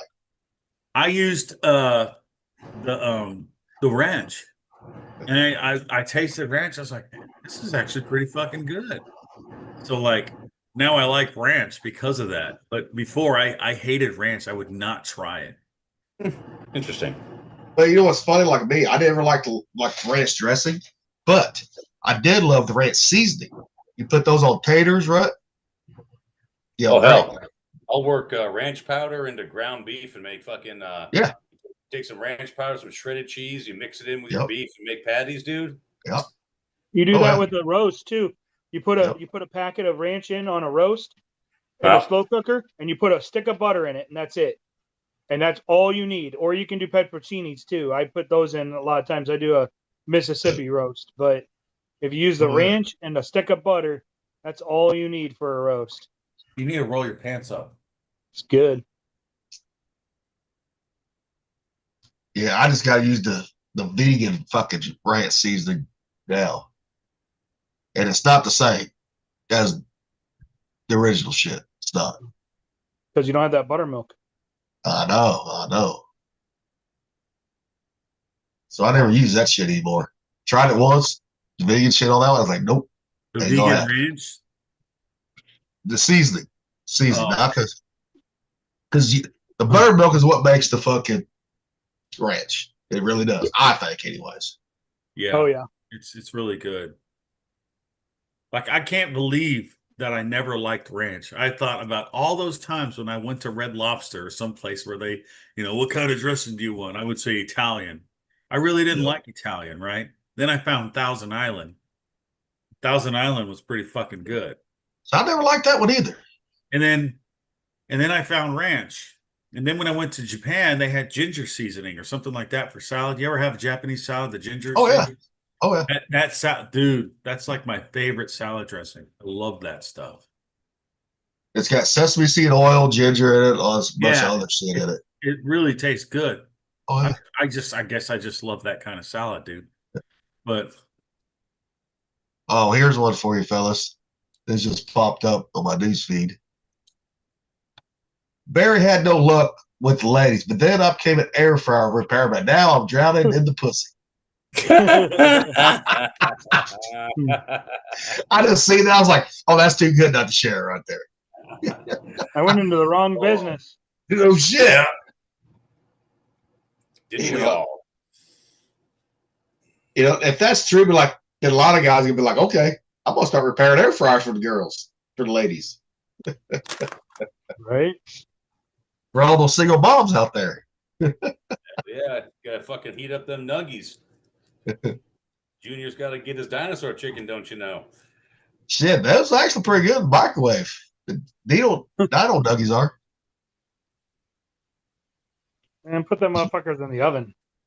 River likes his in the microwave. I'd always put them in the oven because they have that air fryer mode down there. Yeah. He's like, Dad, I want them now. I'm gonna stick in the microwave. I said, go ahead, fine. That's the only way. I mean, he'll eat them the other way too, but he likes them in the fucking microwave for some reason. Like some all soggy and shit. Yeah.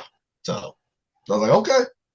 So, I mean, hell, growing up, I used to, Mom, she worked at IGA, one of the local grocery stores there in Yeah, town. we had them. They had fucking, they made their own chicken nuggets, right? I mean, they were raw, but they was never frozen, right? I would eat those fucking raw with that breading on them, and they were good like that. You'd eat raw chicken. Chicken nuggets, yes. Then cook them first. No. Damn, dude, you've got the freaking stomach of a freaking vulture. You know, and Mom's like, what are you doing? I said, I'm fucking hungry. She see me pour ketchup on some of them.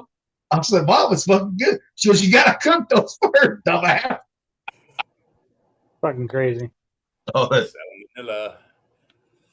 my mom was worried I was gonna get sick, and I never did from that. Well, Shit, guys at work, the guys at work, they're like, dude, you gotta have a cast iron stomach because I get, you know, those little Nissan Robin meals, right? Has its own tray. yeah. I'd get them, and I would load it up, right? But then after I got it cooked, drain out the liquid, load up with Doritos and ketchup, and just eat it like that. Doritos with ketchup? Yes, all one of those ramen meals. Yes. The I'm not even red gonna ones or fucking the touch blue this. ones? Huh? The red ones are like the nacho cheese ones? Or Yeah, the- nacho cheese ones. Yeah. I'm not even touching this. I'm too high for this shit. I actually did try that too. Dude, that's like some prison cuisine shit. You know, I've had guys Well, in jail that You know what kind of place you would try that shit on? The fucking Fife. Dude, I always put peanut butter in my ramen too, man. I never I did. peanut butter and ramen. I don't know. Yeah. Peanut butter ramen, hot dogs too. Grilled chips and ketchup. Peanut butter chicken. That's Chinese. That's good shit. Chicken. Yep. I want some chicken. Peanut butter and fucking original Pringles. That's good. Yep. Oh yeah. The salty with the peanut Even the butter. sour cream ones are good too. Sour cream ones are good too with the peanut butter. Original. No. I I You told told you all all about of the them. peanut butter crackers You already and pepper have- jack cheese. Huh? I told you all about the peanut butter crackers and pepper jack cheese. Yeah, that's weird Yeah. too. It's good though. Peanut butter crackers and pepper jack cheese. I told They- you all that story, hadn't I? Yeah. He can't fucking Yeah, I'm just give me like- shit now for that. I'm thinking Yeah. about it more. I'm thinking about it again, and I'm like, Yeah. I don't know. No, serious man. I did it. It- I it- did it doesn't once seem as like fucking it when I was worked. hungry, and then I repeated it sober, and it was just as good. Yeah. Yeah, peanut butter's strange, man. I remember back in the day when they made the Twilight Zone movie. One of the things that the demon child that could make anything happen, he wanted peanut butter on his hamburgers for his birthday, and everyone's Yes. eating them like all grossed out, like, "Oh, this is gross." Fast Dude, forward 30 years, and I'm seeing people on cooking channels like, "Yeah, and today we're gonna make a peanut butter burger." It's like, what? You know what? I there was a place in California that they made like these really crazy hamburgers, right? Or it might have been. Oh, okay. One guy I knew, he cooked hamburgers, but he put blue cheese in the middle of it. Oh, that sounds great. I love that. And then I went to a restaurant, and I think it was in California. and I ordered a hamburger, and it had peanut butter and jelly inside of it. I draw the line at the jelly, man. Dude, it was actually Wow. fucking cool. Telling you, I man. liked it, dude. And I put It's- ketchup on it or whatever, right? Or whatever. And it was still pretty good. And I think that place was in Huntington Beach or Newport Beach, somewhere around there. It was a pretty nice restaurant out in the middle of Orange County, the nice areas of Orange County. I don't know if they're Huh. nice. See, we call them goober burgers here in the Midwest, right? Uber burgers. Yes. And a lot of people lay claim to it, right? But right here in fucking Missouri, not too far from me, is where they claim it originated in Sedalia, the goober burger right there. Sedalia, Missouri. Yep. Peanut butter burger, the goober burger. Mayo, lettuce, tomato, original restaurant's no longer in operation, which is true because it was an old drive-in, right, from the 40s or the 50s style drive-in. Now you take the mayo out of that doesn't look too bad. But dude, then they had a franchise too, Goober Burgers, right? If you didn't want mayonnaise, they put jelly in it, and it was fucking awesome. Where's mom? And now let's see here, got some other shit too here. All right, we read this first.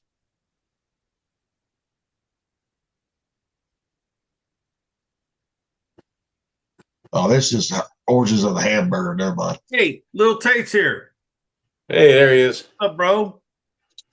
What's up? Hey, Rocky, was that Slater's 50-50? Do you remember that one? It was like 50% ground beef and then like 50% bacon. And then they would put the peanut butter and the jelly in it. Yeah, I think I've heard of that. I don't know. You Like- guys, Because I know like that was a they big made- one they that was made- out they- there with Slater 50-50. I think, yeah, in Orange County.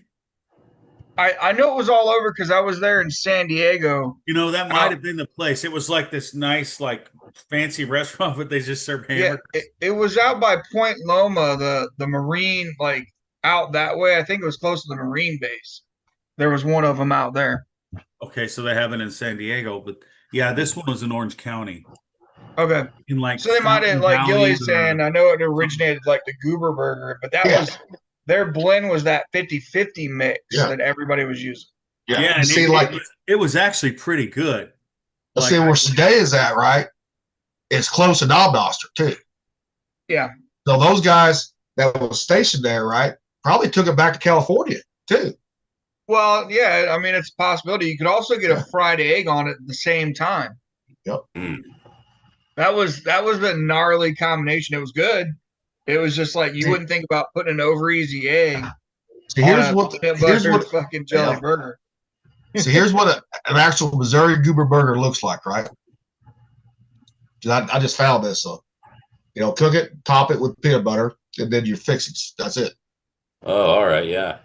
Huh. But you can, if you don't want mayo, you can get jelly on it. I like grape jelly on mine when they were still open. Yeah. Y'all ever see that YouTuber, Ballistic Burgers? No. No. Okay, so I've never seen their YouTube. I've seen their YouTube, but not the burgers. No. Yeah, so he's a retired cop, and he's in San Diego, and he's got Ballistic Burgers and then Ballistic Barbecue. He's got two channels, but the Ballistic Burger one, he does pretty much all copycat recipes.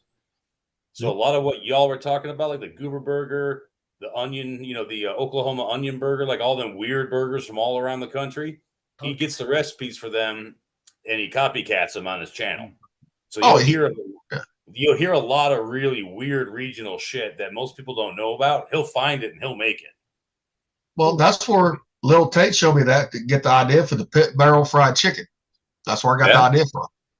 Yeah. Okay. The chicken. Because he makes it just like KFC, but I use different spices and seasonings. What he does. Mm. Sure. Now you were doing that too, Tate? You were doing the pit barrel fried chicken? Me too. I was trying it. And Gilly got to it first. I didn't get back to it. So, I didn't get around to making it. Like, I just always made mine deep fried after that. I've smoked the chicken a little bit, and then I would just kind of deep fry it, like flash fry it, to make the chicken. You can do it with thighs because thighs will hold up to that heat. It's hard to do sure, with breast, but you can do it with thighs. Yeah, Yeah, as whenever soon as I you sent deep me fry, that- I always do dark meat. Yeah. Yeah, As soon as he sent me that, next day I was doing it. yeah. He was already fucking on it, man. I was like, well, never mind. I'll get to it sometime then. But your gateway is what- different than the pit barrel though, because you can go a lot hotter. No, I did it on a pit barrel first. This is before I had the gateway. Oh, okay. You know, Oh yeah, that's right. That's right. You did do it on the big one. Yep. The PBX. Oh, yeah. so I had to try that first. It came out good, but it comes out better with but that was skinless too, right? Yeah. It's 10 times better with the skin all bone in. 10 times Yeah. better.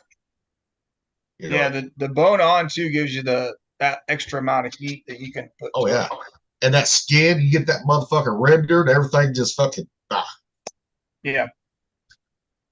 Like I said, man, everybody been sleeping on thighs for so long, and then next thing you know, everybody's on fucking thighs. well, because all these motherfuckers have been watching the Food Network and all that. Well, if they're using thighs, a lot of times for shit. Well, a lot of it was breast too, which breast Yep.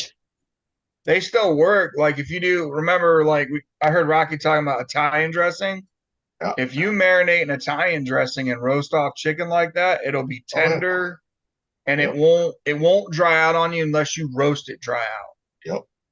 You know what I mean? You bring it to like 150, 155, like we talked about. You pull it. Yeah. Same I've thing. done- You can look up that. You know what I mean? I gotta find that again. That video of that guy talking about the tip and the time. Yep. You know, technically 165 is like immediate It's too much. killing. Yep. Yeah. But if you go to like 155, it just takes a little bit longer for it sitting to Yep. kill the bacteria. Oh yeah, So, even if you It's pull like at a 140, misnomer. even if you pull at 140, you gotta let it rest a hell of a lot longer. Yeah. Yeah, But it's you just a can pull- resting time to kill it Yeah. off. That's all it is. Yeah. Still gonna kill it, but then you're gonna dry the shit out of your breast. Yep.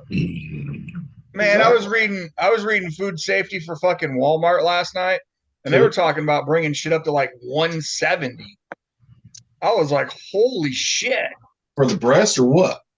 for their chicken meat, man. It didn't really specify.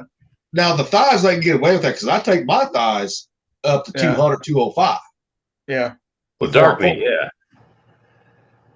You know, but if they're doing breast like that, no wonder their shit's dry. Yeah. Fucking jerky. You know, I was like, And I've had good their chicken lord, man. tenders. I mean, I've had their chicken tenders in the past. I'm like, yeah, you gotta have some sauce with these motherfuckers. Yeah. Well, same way with KFC too. Yeah. I'll tell you what they make though that's really good when you guys were talking about pickles on chicken sandwiches. Yep. Is Yeah. they make a southern fried nugget that's Yes. brined in pickles, but Yes. it's not cooked. It's just Yeah. breaded. You have Yeah. to actually cook it. Yeah. And that Oh, I shit get is good. Oh, I buy them all the time when they're Yeah. having stock here. But if you go to Sam's Club too, they're just like the Sam's Club one too. Yeah, yeah, they're great And they- value. And they taste just like fucking Chick-fil-A's, just like it. Yeah, they're really good. Oh yeah. But the thing is they're not already cooked, so you're not reheating them. No. You actually got to cook them. Yeah. Because it Yeah. says on the back like raw chicken. Yep. Ensure you cook thoroughly. And those hold up pretty good to the heat in the air fryer and stuff. Oh yeah. So Walmart does, Great Value does have some pretty good stuff out there if you can find it. It's all the same shit, just a different brand. Yeah, what they it just is. took the branding off of it like Aldi's used to do back in the day. It was all made by the big companies. They just took off the branding and it was cheaper. Yep. Exact same Yep. fucking thing in a different box. Usually. Now it's like their ketchup, the Great Value ketchup is very close to Heinz, but there's one part that they're not using versus Heinz. You know, but I get Great Value if they're out of Heinz or Whataburger ketchup. Okay, I get the Great Value one. Yeah. Look, there's Rocky eating. Chowing down some Popeyes. Where'd Thumper go? Did he fucking die? Possibly. Well, he was feeling pretty good with that muscle relaxer. That's Maybe what I was passed saying. I out. heard muscle relaxers, and I'm like, oh shit, where'd he go? Yeah. This is hot just the He last might hour. have or passed so. out. He might have just fell asleep. Hopefully, he's not sleeping in a bad position. Let's hope not. Yep. If he does, he'll know it when he wakes up. Oh yeah. Yeah, he will. Especially after, the trip, that Oh, all yeah. that shit is probably still feeling it. Yeah. He is too. Shit, I know me and my brother felt it the other day when we built that deck and stuff and put that shed together. Man, Yeah. I didn't realize how out of shape I was for doing construction, man. Holy shit. All the kneeling and fucking just all that shit and the heat. Well, you're like the rest of us. We got a little extra thing you're carrying around too. It does not help either. Dude, the old man called us out, dude. I laughed so hard. We were standing on the deck after we got it built, and he's like, "Yeah, that should hold up your fat asses on that thing." His dad's skinny as a fucking rail, so me and Ryan are both bigger, and we're just sitting there laughing our asses off, like playing with our belly in front of him. But it was funny as fuck. It came out of nowhere. He's like, "Yeah, you're fat asses," and he emphasized fat ass on it. So it was funny as shit. Which we got caught up with Linda because she wanted rock and stuff to do like landscaping stuff. So we were only there to get lumber, but she put in an order for us to pick up while we was there. I was like, motherfucker. Well, she ain't dumb. She's like, okay, you're already there. No, she ain't dumb, dude. She was like, yeah, load it all up, man. So we're trying to figure out how to put it all in there. Now, was it bags or just loose? It was bags. You know how the bags get when you're doing like river rock and shit like that. Well, that makes it better, but damn, that shit's expensive. You buy bags, a lot of them. Damn, that Oh shit yeah. cheap. Oh hell yeah. This shit gets expensive. That's where I found that barbecue sauce was at Menards because that's where we were. So they've got weird regional stuff that you kind of don't see that's out there. So it's kind of like everybody has, they've all got their own regional stores. So I'm gonna see if I can find. I know I can find that on Amazon. Give that a try too. But it's fucked up that it's at a lumber yard and you got like food and shit you can go buy. Well, Menards has always been like that. Yeah. This Ace Hardware I go to by my house, by the check stands, man, they got a whole fucking section of barbecue sauces and rubs and all that stuff. Yeah, I've seen that. The Ace in Virginia had it too, like the bigger Ace ones. Oh, they all do, I think. Yeah, they got a lot of stuff there. But like It's Menards, funny man. too because I went to Shields in Montana. That it's kind of like a big Cabela's, and they've got a big section like that. And I found this Pilsner. And I showed you guys that Pilsner lime. Was it Pilsner lime jalapeno rub? Like, this looks really fucking good. So I tried it. I brought it home from Montana. Tried it. Stuff is delicious. Next time I go to fucking Ace Hardware, I'm waiting in line. I look down at the rubs, and they've got it right there at the fucking Ace Hardware.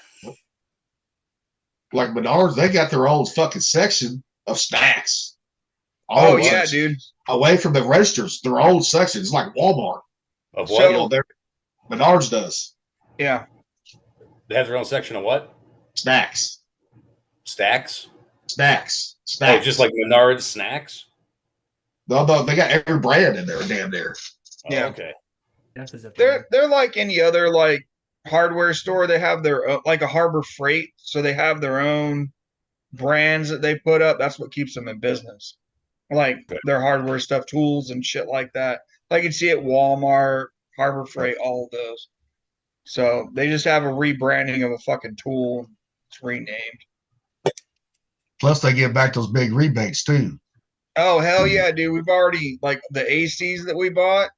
It's 11%, and then but what people don't realize, you got to pull the tickets. Yep. You got to fill it out and send it in. Yep. And with us buying all these ACs, we've almost paid another one off with just the rebate. Because you can do it online now. You don't have to send a minute. You can do it online now. Yeah, you can do it online. You just gotta have your receipt code. Yep. Which I have my 2 receipt codes. My brother's got his.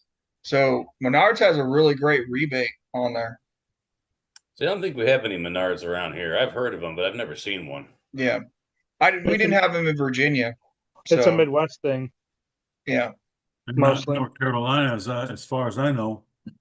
Yeah, it's more of a Midwest thing that goes up against like Home Depot and Lowe's. Yeah. Now y'all got Coastal where you're at? Nope. No. Okay. Yeah, we got Coastal over here. Coastal's awesome. You go to Coastal, dude, you can buy a pair of jeans, a shotgun, chickens, chicken feed, and a set of wrenches all in one store. That's fucking Rural King out here. That's Farm and That Fleet is- here. Yeah. Like you can go buy food, whatever, chicken feed, you can go buy shotgun, ammo, Tannerite. You can get Tannerite out here at that one. Like, Yeah, Farm and you know. Fleet, same thing. yeah. Barbed wire, anything Yeah. you need if you live outside. Yeah, the whatever city. whatever you need that's like outdoor shit. Yep, all of it. It's a really great Horse- place. They've got these Horse actually they're called- dewormer. Huh? Horse dewormer too. Horse, yeah, they got that. They've actually got a meat sticks. It's Iowa brand. Iowa Smokehouse. Yep. Yeah, they sell that shit at Coastal, and they've got a freaking jalapeno cheddar meat stick that'll blow your mind. Yeah, but try their barbecue sauces like the Southern style and the peach bourbon. Fucking Yeah. outstanding. Yes. All right, look for that next time I'm there. Yeah, I like their stuff. Gotta love Iowa. No, you don't. No, you don't. Yeah, No, you don't. The only reason why we love Iowa is because you're there. That's it. Well, I don't know. Slipknot's Iowa's from pretty there, too. fucking awesome. Well, they do got some big titty corn fed women too. So Yeah, that's the Midwest. Yep. Goodness. A good Bavarian stock. but some of those women in Iowa are more fucked up than what they are here in Missouri in the head too. Yeah, I'll agree with you. But in all honesty, a lot of them probably came from fucking Illinois. Well, yeah, you're close to fucking Cook County being from Chirac, you know. Yeah, Mhm. 2.5 hours. I mean, the crazy bleeds over. I think it's Yeah, it does. implanted in their heads. Hmm. They're born Just with like Gary was, man. Just like Gary was over here. It's right on the line. So yeah, everything crazy bleeds over there Yep. from Chicago. Yep. That's how it is for us. Oh Yep. my god. Y'all keep Chicago. I don't fucking want it. But you got fucking St. Louis. I don't want to hear it. Yeah. Yeah, I know, but at least And I'm in the and middle. At Kansas least I'm in. City. At least I'm in the middle of the fucking state. So You got one on each side of you. Kansas City and fucking St. Louis. are Yeah, both Kansas fucked up. City is fucking gnarly too. not as bad as what it used to be. You know, I know Still, it's still we shitty. grew up with a couple gangbangers from St. Louis that moved into town. They didn't last very long. We always kept beating the shit out of them. I knew a gangbanger that came from fucking Paducah, Kentucky. Paducah? I'm like, Oh my I'm god! like, what in the fuck? You can't. Yeah. No. Of all the places, fucking Paducah. Come on, man. Yeah. Jesus. His name was Derek. He moved to fucking Indiana and lived in Trafalgar, Indiana, and which was like 25 minutes from where I lived in Brown County, Indiana, like Nineveh, the Cords of Sweetwater Lakes. And he was this white, skinny, linky dude, and always fucking said he was with some fucking gang out of fucking Paducah. And I'm like, ain't no fucking gangs in Paducah. Not back then. What do they Maybe do? now, I don't Hijack know. big trucks? Eh. Fucking 98, 90, 97, and 98. Nah, don't give me that shit. Yeah, I always love the white boys that claim they're gang members. That's what these guys are from St. Louis. Oh, don't get me wrong, You man. know what These the guys best are playing portrayal in a down- movie was? Remember the movie Can't Hardly Wait with Jennifer Yeah. Love Hewitt when she was really hot, I never Yeah. saw it. and they had the Oh, guys yeah, that acted like they were black and everything. Did he hit the Skizians and all that shit? Because It was- I think Snoop Dogg was talking like that in real life. It was Seth Green and his group that did that shit. Yeah, that shit was so funny, dude. And that was during what, the late 90s, I think, when that movie came out? Yeah, Late Yeah. 90s, Right. 99, 98, something like that. Yeah, somewhere in there. Because I remember we was in Everett when it came out. Because I remember going to the theater over by the mall, right, and watching it. Mhm. There was nothing else to do. Because at that time I was underage, so I couldn't get to the fucking bars. So Yeah. unless somebody was buying you beer. Yep. But you know how Everett was around some of the bars after 9 o'clock. If you ain't 21, you're out. Yeah. Well, in Everett at that time, I don't know how dangerous it is now, but it was still pretty dangerous then. Oh yeah. Especially when you were on West Casino Road when we was over there at Chad's. Yep. It's still shitty over there. Yeah, it's where I work. It is still shitty. So it never changed. Nope. If anything, it's Not gotten one thing has worse. changed. There was a shooting. We went through Everett up to Vancouver, took the ferry to Victoria. The And Victoria Clipper. When we got to fucking Victoria, there was a shooting in Everett. I was like, Jesus Christ. Yeah, for a little while I was doing storage and preservation on the airplanes I had parked out on Payne Field right next to the Boeing factory, the active airport there. And every now and again, man, we had that one runway that was inactive that we were storing 777s on. Mhm. Every so often, dude, we'd be going down the line doing maintenance on them, and there would be a bullet just sitting on the tarmac. Come over from Jesus. wherever the fucking Everett, and yeah, we would occasionally find a bullet. You could see the rifling, grooved into the side of it. Every now and again, we'd get that.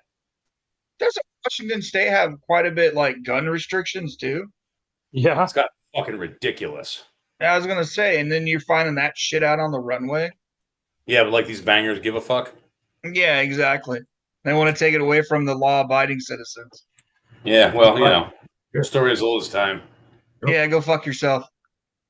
I covered that when we talked about we hold a pale course back in when we first started doing this. Yeah. It's still happening.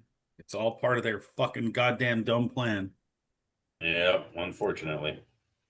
Shit, I don't want to get into too much politics because I don't know what you guys started with. I got on there late. We started with Alpha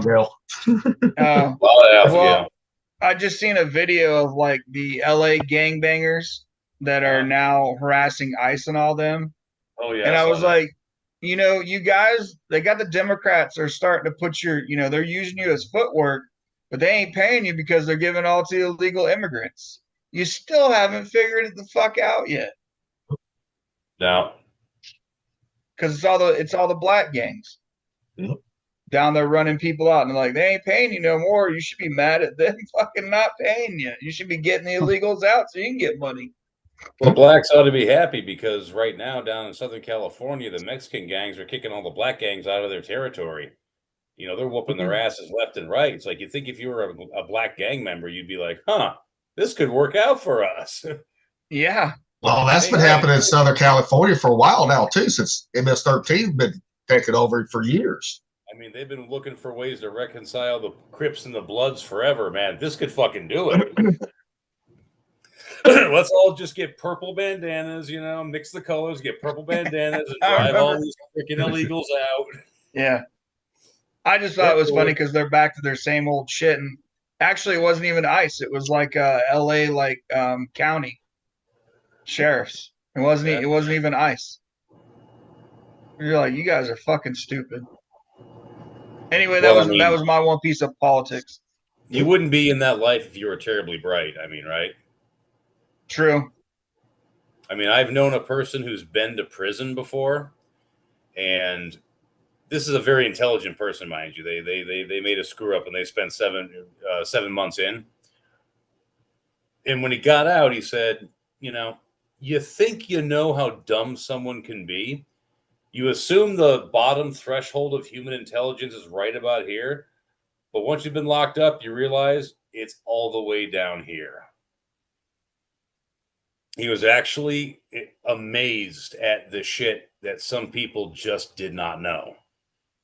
Was that kind of like Beetlejuice from Howard Stern? Remember how they always asked him questions? Like, what color is a carrot? I never watched Howard Stern. Well, this was years ago, way back, like when Private Parts came out, way, way back before he turned into that liberal. I saw that, but I wasn't listening to him at the time, though. Yeah, no, Beetlejuice, that little black guy, yeah. They'd always fuck with him, man. Always fuck with him.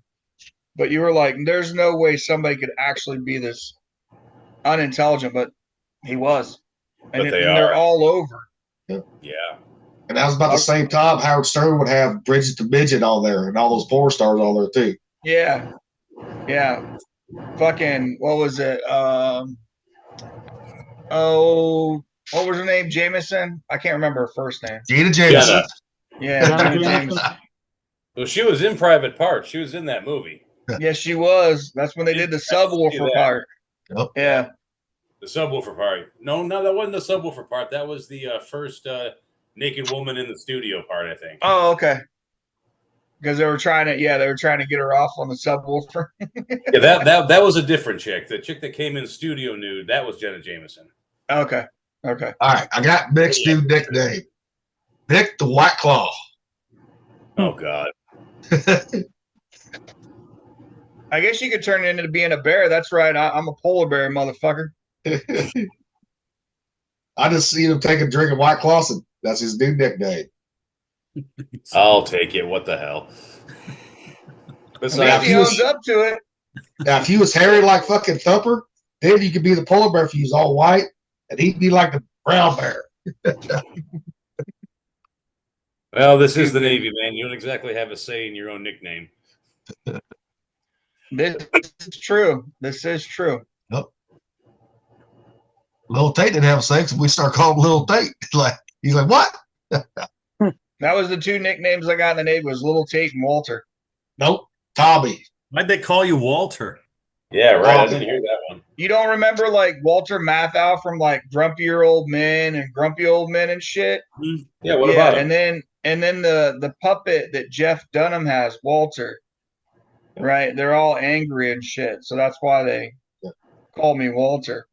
Well, he was also Tommy too from Rugrats too. So that was for overseas port visits. That was the only that wasn't a nickname, that was an alias. well, we Two still totally called you. different things. We still called you Tommy stateside too. So Only because we used it overseas as a joke. Now, how'd you get Little Tate? because of Chief Tate, Because of Chief Tate.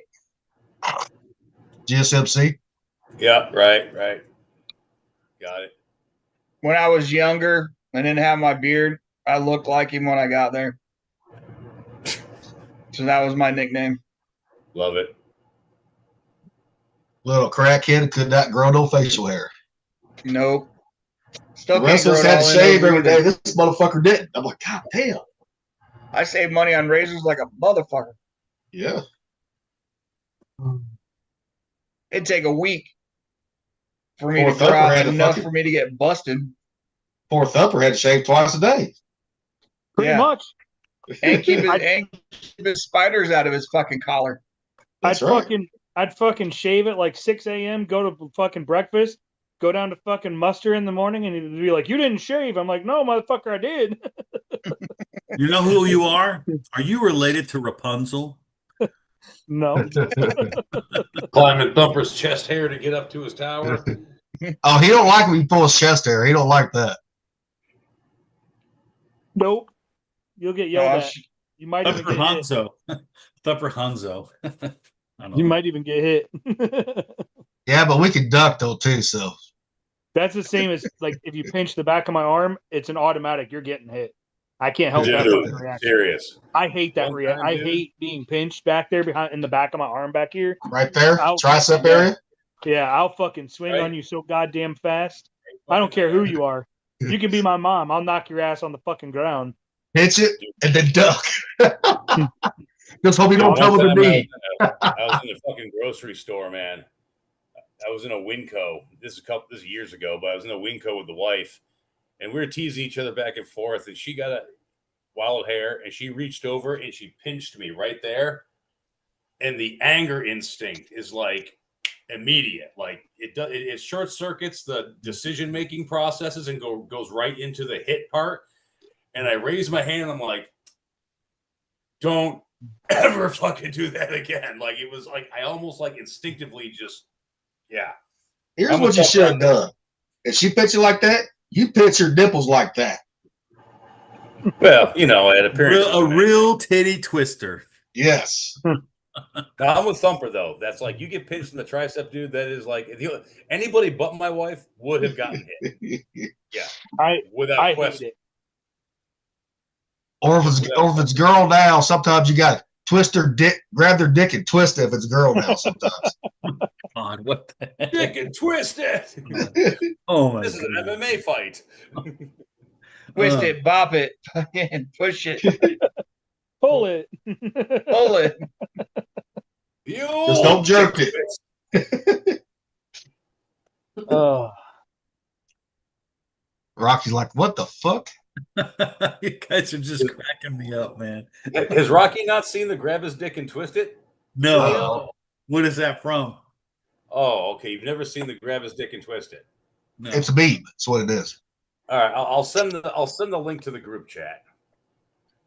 It's funny as shit.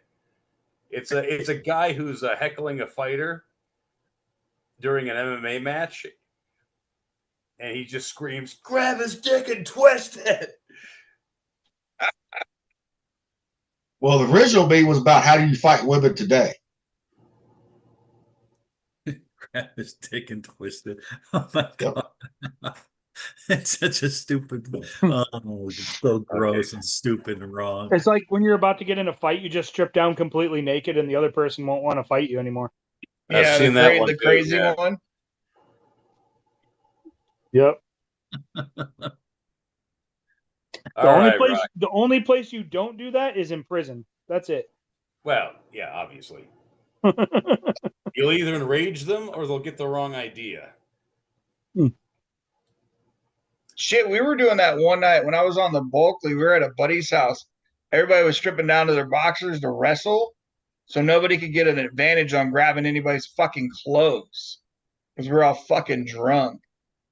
Ended up flipping the guy over. His fucking toe caught the curb, and it broke his toe. And I got yelled at by the OXO because he was down and out because he got hurt. Yeah. Fuck that. Watch it, Everybody wanted Rocky. to wrestle, man. Fuck. Everybody wanted to show what their wrestling skills were. He got fucked up, is what happened. Oh shit. Yeah, Shit, Samuel. It always happens that way. Huh? Oh, I remember one time Samuel, he came into Radar 1 for something or other, and we thought it'd be fun to jump him. And he whooped 3 of us. No problem, man. Turns out that he was a big-time wrestler back in high school. He kicked all of our asses, man, like it wasn't even close. Who was it? Samuel? Yeah. Samuel.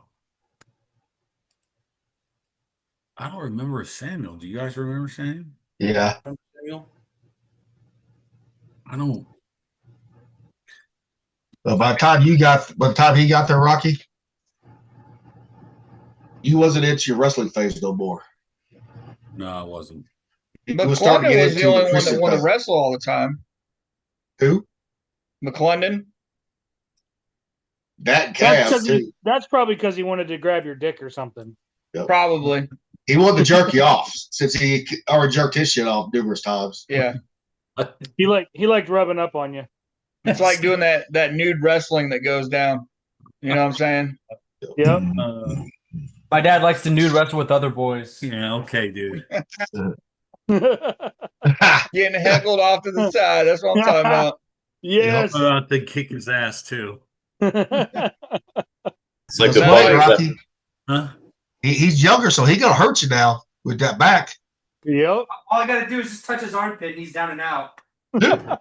Smack him in his ass like I did. I'll get him down and out. I'm gonna He'll be stab out him for a with the week. fork. If I smack his ass, then you might reset his back and he'll be fine. That might work. That might work.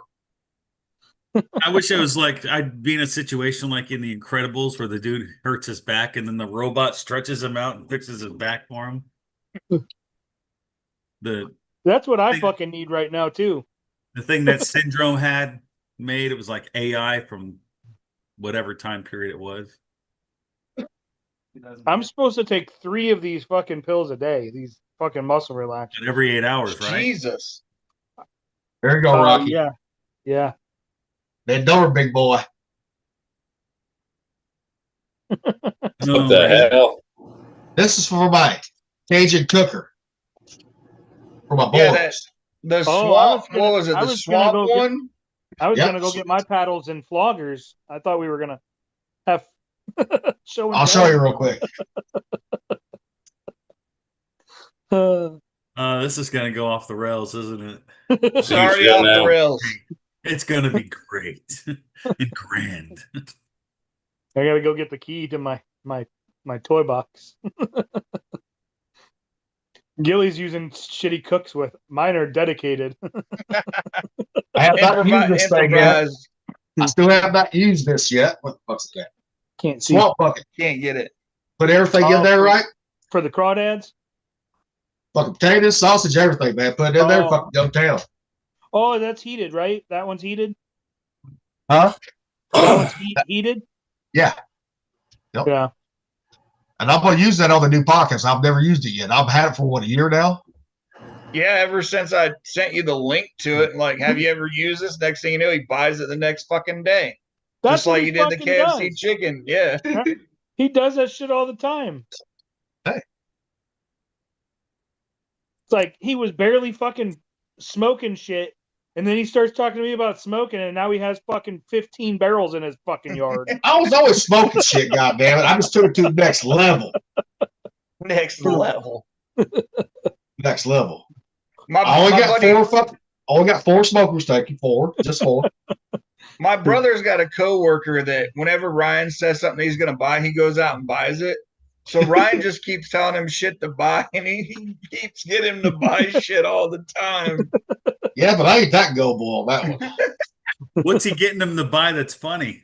Just technology stuff like flashlights and all these different odds and ends because they work, IT work. So Ryan would be like, I found this, and he'll be like, oh cool, I'm gonna go get it, and he'll try to find something better. It's kind of like when we made fun of Thumper about one-uppers. This guy does try the same thing when my brother buys stuff. So it's That's funny. hilarious, man. Like Ryan will just tell him shit that he's gonna buy and doesn't buy it and lets him go and buy it for like testing it out. It's funny as fuck. Yeah, like a swamp cooler, a bucket, little tank over there. I was like, fuck, that's interesting. I looked at it, I said, oh, I'm gonna definitely try that. I'm definitely gonna get one while I'm out here because I can cook more seafood now. Yep. That I've left, because nobody Wow. really likes seafood except for Liam. He now likes fish because he caught his own fish when we were out here, and we Yep. cooked it together. And he was like, "I love this. Why haven't we been eating this more, Dad?" And I was like, "Well, Because of nobody you. else really likes it." I got that new 80-quart cooker steamer That's right, Yeah. you do. that was given to me by Rocky Yep. and his wife. When you have you fired it up yet or anything? Not yet. I gotta get my seafood flown in. So I gotta wait for some money to do that. Gotcha. I don't like Midwest seafood. It ain't good. It's fucking frozen like a motherfucker. Will you Unless see an you go ocean out and- anywhere? I get it flown in from Seattle. It hits my doorstep within 24 hours of being caught. That's right. I remember you talking about that. Yeah. It's flat shipping, so doesn't matter how much I order. I can order whatever I want, and it's like $60. I don't give a shit. Yep. It's worth it. Cause I can get some decent sized Dungeness crab. I can get fucking salmon.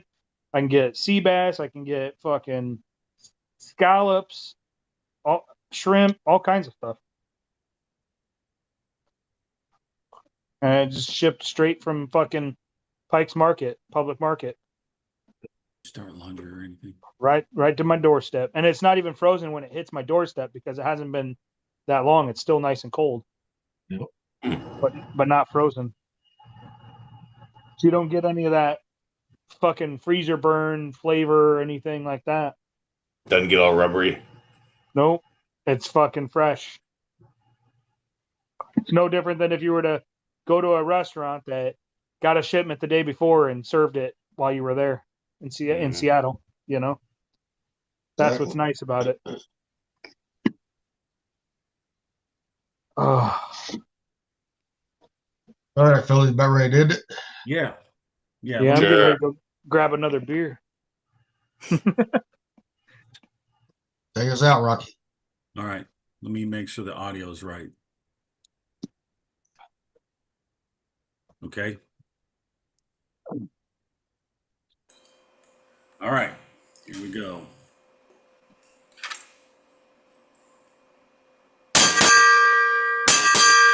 Pfeiffer's departing.